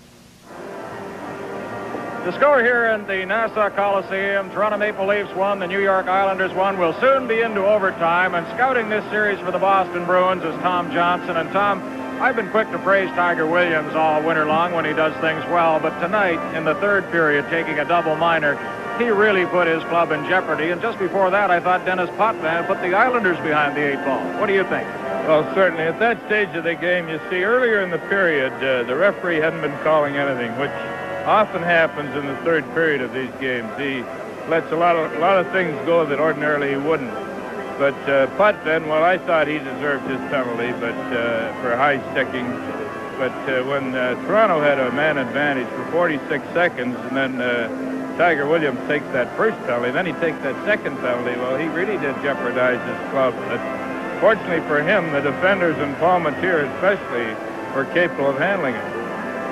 Palmatier and Rescher played exceptionally well, and I really have to tip the hat to Palmatier under pressure there. I thought he came up with 2 or 3 really superb saves. Well, he certainly did there, especially near the end of the game when in that shorthanded situation. Prior to that, his great save at the end, he made one where he came right across the net on his stomach and saved it from going in the corner. All right, now a word about the Boston Bruins. They're safely in the semifinals, the first team to get there. Rather easy handling of the Chicago Blackhawks. Who do you predict will make the finals this year? Well, naturally, I'm a little biased, but it's not determined as yet who, as everybody knows, who we will play. If Toronto prevails in this series, we play Philadelphia. If the Islanders prevail, then we play the Islanders. But I fully expect the way the Bruins are playing right now that we have a good shot at getting into the finals and then a very good shot at continuing from there. Okay, somebody just whispered in my ear, Tom, and they always like to ask this question. Who do you like to pick, or who would you pick as the possible overtime goal scorer? Oh, I'd have to pick a scorer like a Bossy or a McDonald. I'm taking one off each team to show that I'm not too biased. Do you think one team has the edge over the other, off what you've seen now? Well, Not really. The Islanders had the edge at the end due to penalties, but I think it's been a pretty even hockey game. And unfortunately, when with this one-goal situation, that it could be a real fluky goal that wins it. Talking to Don Cherry, the Boston coach, a few weeks ago, I said, do you think you have a chance of knocking off Montreal if you meet them in the Stanley Cup Finals? And he said, of course we do. Cherry has tremendous confidence and optimism. Do you share that? Well, I share it, but I think we have to get there first. We still have a series to play. Okay. And you don't really care who you meet in that one? Not really. It really doesn't matter now. The team is healthy, they're well rested, and they're on their game right now. We've been following the goal scorers, and O'Reilly is certainly having his greatest year ever, and Peter McNabb has scored some big goals. I just sometimes wonder how that big fellow scores so many goals. Well, Peter is a natural goal scorer. If you notice, most of his shots are on the net, and he can shoot from pretty well any angle. Plus, Peter's very difficult to move from the front of the net, and with O'Reilly and Wensig making those plays for him from the corner, that results in quite a few goals. And, of course, you've got Jerry Cheevers back, too, and he's always a money man when the chips are down. No, really, Jerry is a great goaltender, but right now our coach, Don Cherry, has a choice of two goaltenders, both playing equally as well. Graham and Cheevers. Thank you, Tom Johnson, for joining us. Stanley Cup 78 continues in just a moment. Hey there on that garden swing, row with us. Hey there feeling like a king. With us. At Scotiabank, when you turn 59, you can become a Scotia 59er, and that means unlimited checking, a savings account that gives you an interest bonus when the cost of living rises, commission-free traveler's checks, and much more. Be a Scotia 59er. Come to Scotiabank and grow with us, grow with us, grow with us, grow with us. Introducing 15,000 miles of protection, 15,000 miles between oil changes. New STP motor oil. Here's the results of one test, a test to determine wear protection. After running STP motor oil for 60,000 miles with oil changes every 15,000, the average wear of the test car's camshafts was so low, it fell within the manufacturer's tolerance specified for brand new cams. New STP motor oil, protection for 15,000 miles. That's extra protection. Ford Fiesta, with the secure feeling of control that's important in a small car. Fiesta, 0 to 80 kilometers in an average of 8.8 seconds. Road-gripping Michelin radial tires. The traction of front-wheel drive. And excellent gasoline economy. Fiesta, imported from Germany by Ford. Test drive Fiesta at your Ford or Mercury dealer today. Overtime is coming up with the Leafs of the Islanders tied 1-1 at the Nassau Coliseum. This is Game 5 of the Stanley Cup quarterfinals. Another series ended in 5 games tonight. Bill Clement was watching Philadelphia dispose of Buffalo. Any last comments on that 4-2 victory by the Flyers? Well, the offseason's officially underway for the Sabres. Despite a valiant effort in the third period, they really put a lot of pressure on the Flyers. But Bernie Parent was named the first star of the game, and that was a good selection because he was the difference tonight. Pretty hard to pick out one highlight from the third period. You would have to go to the power play advantage that the Islanders held for more than 3 minutes, and I think the Mike Bossy chance was the best the Islanders had, and he doesn't miss too many, but Palmateer made just a miraculous recovery to get to that open net. We're going to try and show you this nice and slowly. Islanders power play. Well, you're right. Palmateer is as agile as a cat in the net, and this replay will show what we're speaking of. The Islanders are moving the puck around rather effectively. You see the 4 Toronto penalty killers were in the box, and they move the puck around so that it moves over to Pearson, who dumps it into the corner. Mike Bossy gets the puck. They move it back to Pearson. They really do execute well. That's why they have one of the finest power plays in the league. The Pearson shot, Palmateer goes down, and here's where the scramble starts. Gillies gets a shot at it, and it hits Palmateer up high somewhere, and he loses it momentarily. Now you can see there's all kinds of traffic in front. Trottier has a chance at him. Here comes Bossy now. Look at Palmateer come across there so quickly. And there's still another chance there at the other side of it. Is that Trottier? Yes, I think it is Trottier. But Palmateer coming from the left side of the net over to the right was just amazing. He got over there, and believe me, Mike Bossy deposits the puck rather effectively. Had he not arrived there, it could have been game over right now. Psychologically, what does it do to the Islanders to have such a glorious chance to win it in regulation time and to fail to score? I don't think it will affect them that much because they pretty well had constant pressure on the Leafs in the last few minutes of the period. So right now they're probably sitting there saying, "Come on, let's go. We have the momentum now. We will carry it into the overtime period and try and end it early." So I really don't think it will affect them, but we'll see. Another question: does this overtime, suggesting perhaps that it could go long and take more out of these players physically, mean anything for the rest of the series? And I'm really specifying the Leaf defense when I say that. I'm sure it might have an effect on them if the other teams are sitting around waiting for them, but right now that's so far from their thoughts that it's not even reasonable to speak of it because they are just looking to this overtime. So are we. Thank you, Bill Clement. And now let's go to Bill and Brian McFarland, who will tell us about it. Thank you, gentlemen. Overtime just about to get underway.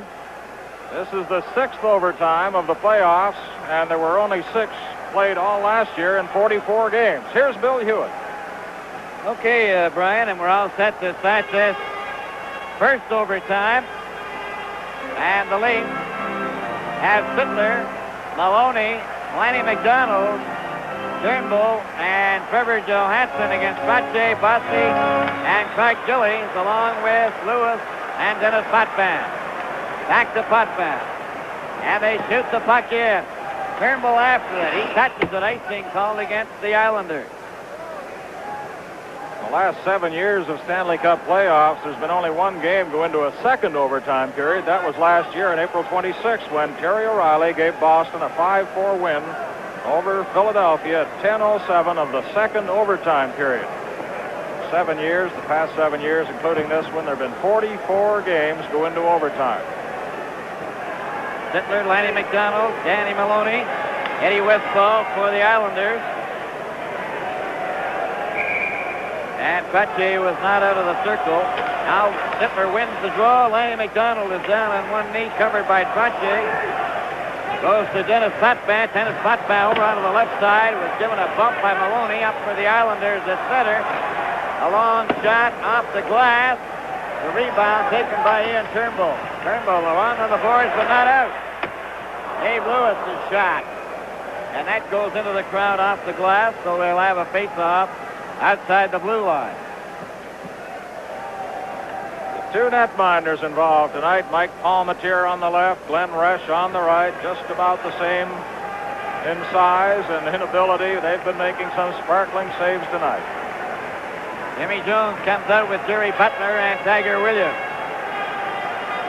Wayne Merrick over the boards now for the Islanders, along with Jerry Howitt and Billy Harris, number 15.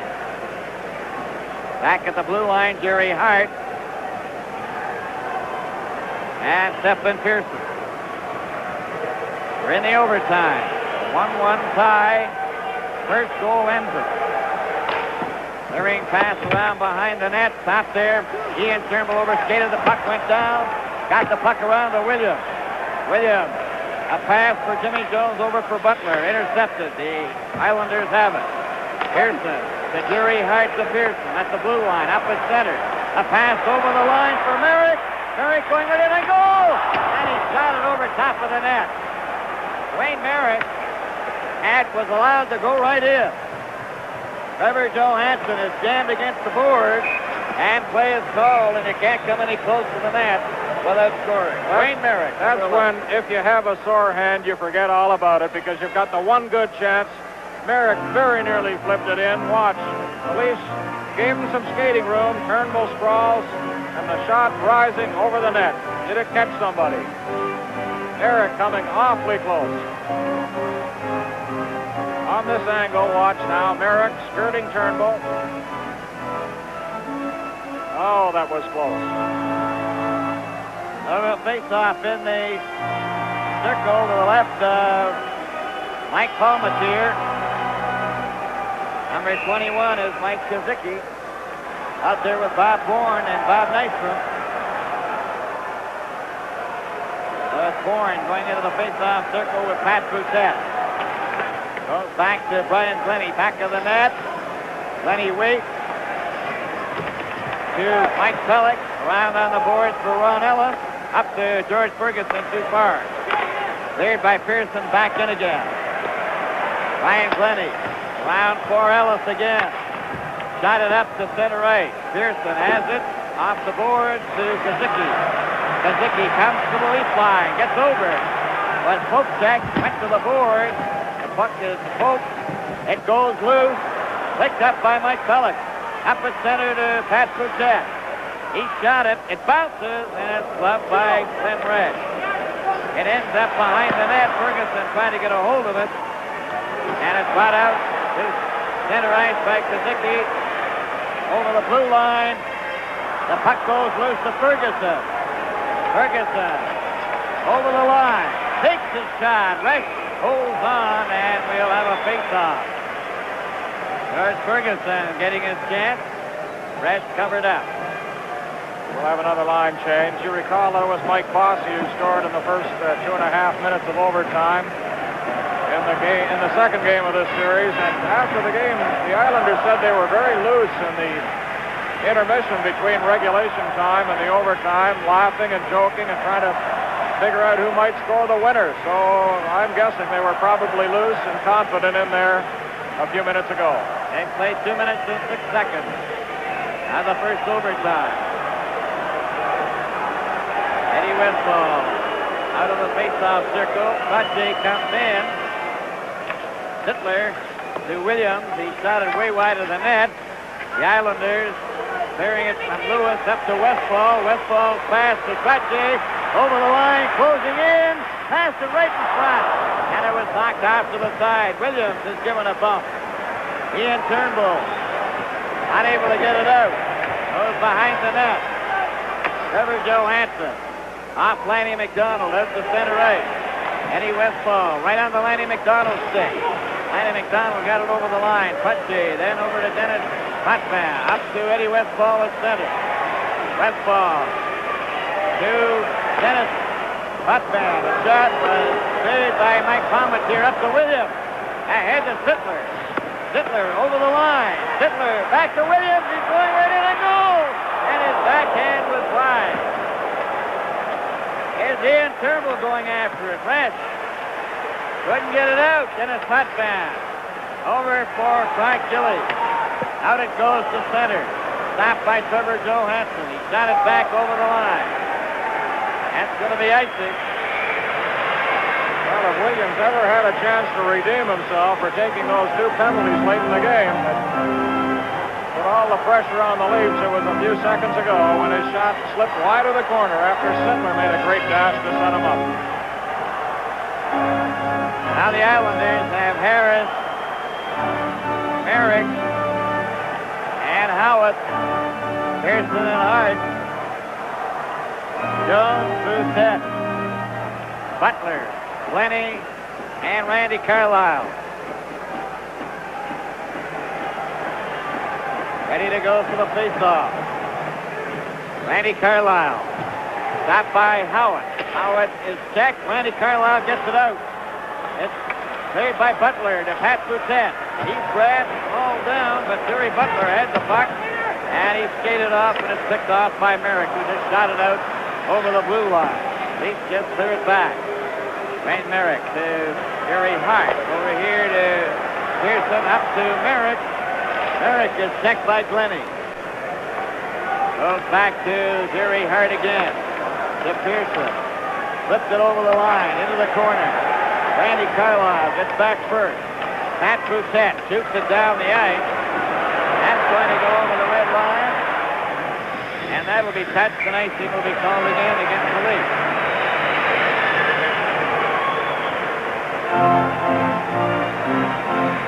No butterflies to be pounding away in the stomach of Al Arbor.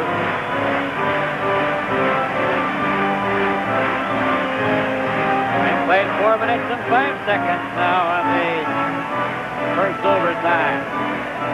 Roger Nielsen making a late change now. And Al Arbor counters with a late change of his own. Ferguson at center with Maloney on the left wing, Ellis on the right. Mike Kazicki at center for the Islanders, along with Nystrom on one wing, Bourne on the other. Here we go. Very important face-offs in overtime, particularly in your own zone. Ferguson and Kazicki Saved out of the face-off circle. Bourne against Maloney.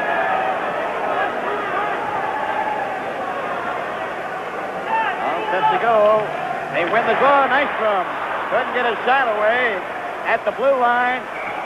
And it was offside. It was out and in again. And, of course, there were 3 Islanders trapped. This Leaf team, Bill, may be the best conditioned Leaf team of all time. Roger Nielsen stresses conditioning and fitness. You remember at training camp how much he put a conditioning program into the training camp routine, and it may pay off for the Leafs now, months later. We'll wait and see. Dan Weir out there at center now as Dennis Buffman shot it back in again. Ryan Glennie around on the boards. It goes to Ellis. Ellis, a pass intercepted. Nice one then lost it to Glennie. Carlisle up to Maloney for Stan Weir. And that's broken up. Bourne goes down. Picked up by Ellis. Couldn't get it. Randy Carlisle kept it in. It goes into the corner after Maloney and Stan Weir. Stan Weir was given a belt. And Lewis and Maloney mixed it up. Back was in a spot band. Hook check by Randy Carlisle. Shoots the puck in. Glennie goes after it. Ryan Glennie to Randy Carlisle. Up to Maloney. Up the center. A pass to Stan Weir. Took the shot. Tried to get another one. And it's broken up and back by Trache. With Gillis and Nystrom. Back to Trache. Trache trying to roll it and stop Gillis. Has the puck behind the net. Right at center to Ken. Lanny McDonald for Stan Weir. Rolled it out and down the ice. Back is Stephen Pearson. Long pass for Nystrom. Over now. Ryan Glennie was checked. Here's right second Nystrom. And Palmateer stopped that. And an errant pass nearly cost the Leafs, but a great save again by Mike Palmateer. And again, Trache is frustrated. Trache sets up Nystrom. Look at this quick play. Nystrom through, and Palmateer steers it aside.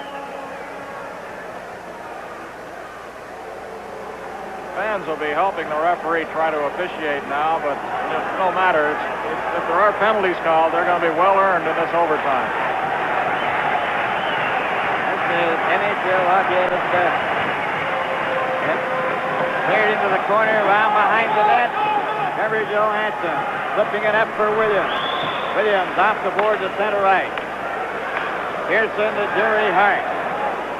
Got the puck into the corner. Dave Williams. Flips it up for Darryl Sittler. Lanny McDonald is loose on the right wing. He gets the pass. Here's the shot. And that was hard and wide. Here's Sittler. Right to Williams. He's ready to go. The puck is loose. They hit the goal post. They bang at it. That one went off the post. Sittler couldn't get it. Now he's got it again. Pass it for Williams. And the Islanders definitely get it out. Oh, that one was right off the post. Woo! Icing called against the New York Islanders. Oh, the crowd is buzzing over that one. Sittler and Williams teaming up.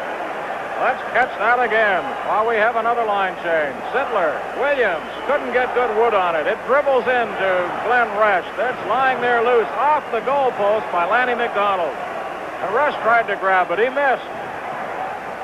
There's Turnbow cruising in. He couldn't backhand it in. Resch scrambling to his feet. All kinds of wild action around Glenn Resch. Lanny looks down. Oh, how close he came. Ferguson, Butler, and Bouchette. Ferguson trying to get loose. Too well covered. Then it's cut back into the corner. And it's cleared out on the left wing. Now it's for Westfall. Intercepted by Pat Bouchette. Bouchette trying to get it over the line. And it was taken by Dennis Patvan for Dave Lewis. Lewis, the pass over to Patvan. Patvan at center. Over the Leaf line. Poked it into the corner. And it's Mike Pellick. Pellick covered. Merrick centered it. A shot. Oh, and Palmateer stopped that one. Oh, he was down. Perfect setup. And somehow he stopped it, and everybody in Long Island is shaking their heads. They can't believe that one either. Everybody jumped about 3 feet in this building. You could hear the building shake and tremble. Maybe this is a good time for night to go into contract negotiations. Boy, I don't know how he kept that one out at all. Well, how much longer can they go before somebody breaks it open?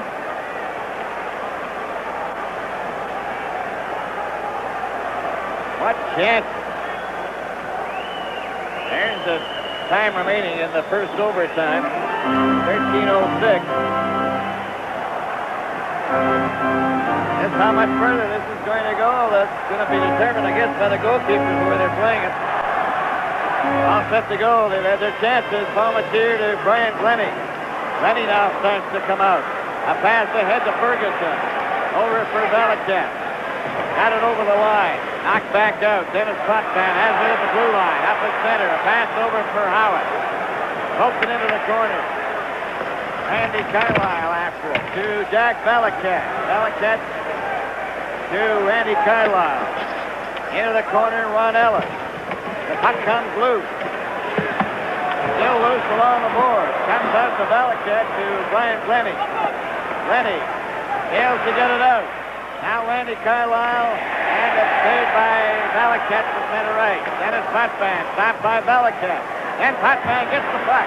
He's given a bump by Carlisle, and it's shot down into Islander territory, and going back is Dave Lewis. Back of the net. Got it up. Stopped by Stan Weir. Stan Weir for Ron Ellis. Ellis is knocked down. Back comes Nystrom. At center. Over the line. He's got a run up going in. He scores!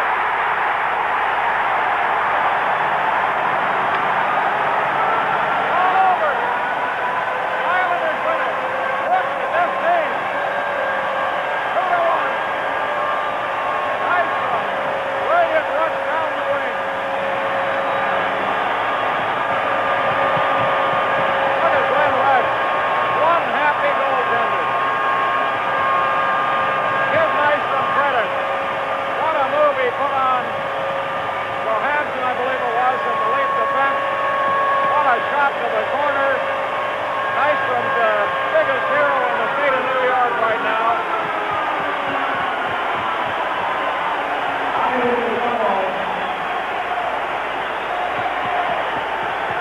Oh my, those Islanders are happy as they leave. The Leafs are already gone. Now Arbor waiting for the last of the players to file on. There's the hero, Bob Nystrom, 23. Drilled one past Palmatier. What a heartbreaking defeat for the Leafs and Palmatier, but one club had to lose it, one had to win it. The Islanders came through. They lead the series 3-2. Here's the replay. Watch the rush up the right wing. Here comes Nystrom, 23 at center ice. It was Glennie he went around. And then the shot. Just inside the goalpost. A brilliant shot by Nystrom. A great play by the Islanders. A clean goal wraps it up. And it's a final. Islanders 2. The Leafs 1 as Glennie backs in again on the replay through the legs. And the winning shot by Nystrom. It's all over the Nassau County Coliseum. Once more, let's watch this rush. This was the winning goal. Bobby Nystrom and Brian Glennie, who played such a strong game tonight, and on Thursday night is out in left field on that deep. The shot to the corner, I don't know as it caught a piece of the stick or not. Looked like a clean shot, and that was the winner. And so the final score, the New York Islanders 2 and the Toronto Maple Leafs 1. I think I'm going to leave this on. What do you think? Joyce would kill you. Every year I take it out before we go home. This year... You keep rubbing it, you're going to wear it off. Come on, give it time, eh? That's not so bad. No. It's been the same deal for years. Clean up the cottage, share a little Molson Export, grow another beer. Guys, just quit hassling me. Hand me a beer, will you? It's in the cabin. Molson Export Ale. It keeps on tasting great.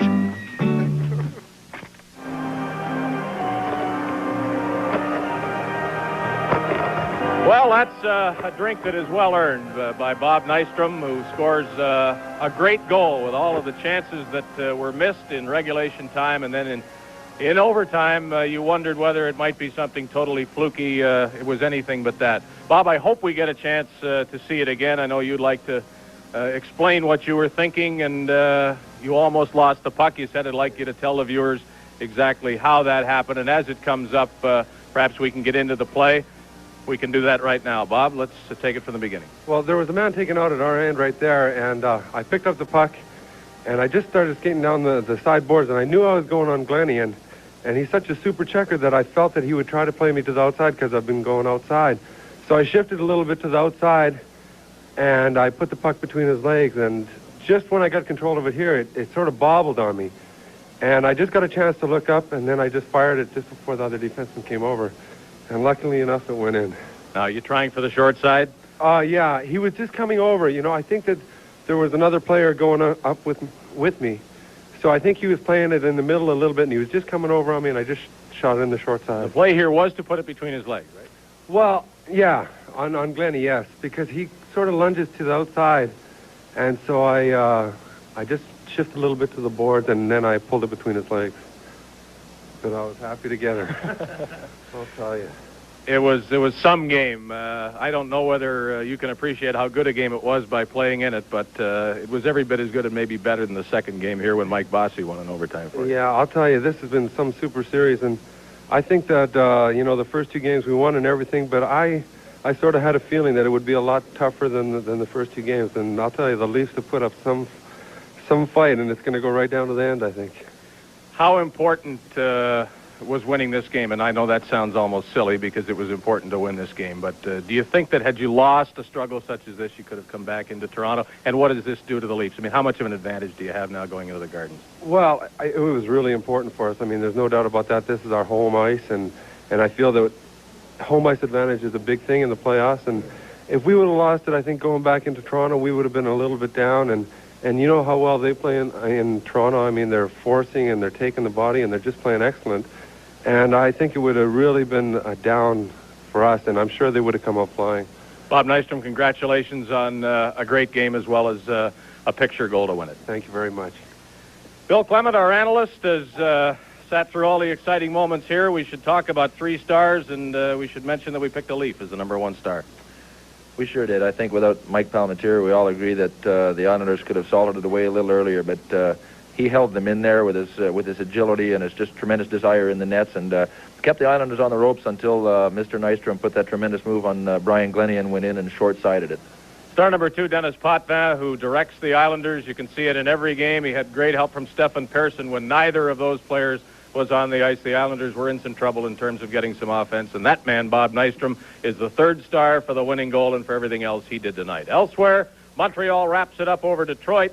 The Philadelphia Flyers, by the same score and the same series margin, eliminate Buffalo. So this is the only series still going, and we'll have Game 6 Thursday night at Maple Leaf Gardens, 8 o'clock Toronto time. Please be with us, and good night from Long Island.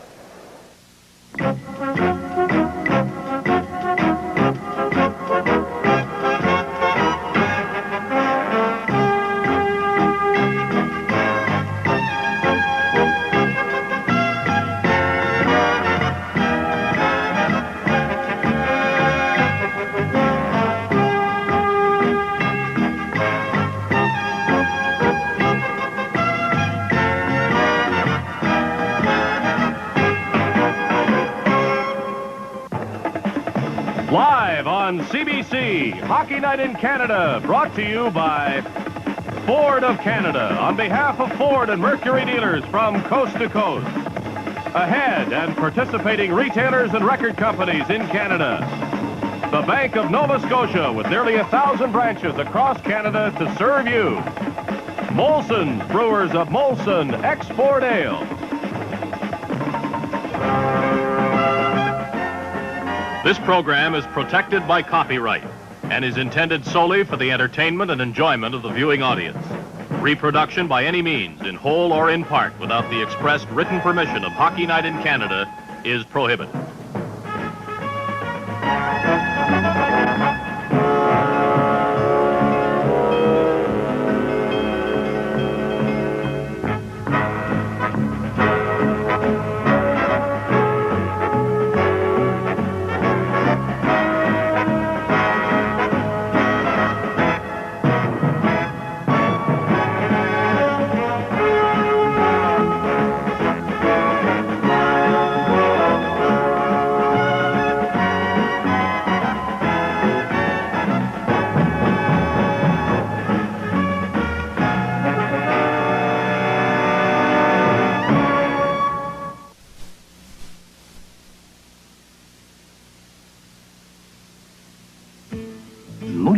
two is actually two amazing machines in one. These machines, in seconds, will chop, grind, slice, shred, or mince almost any kind of food.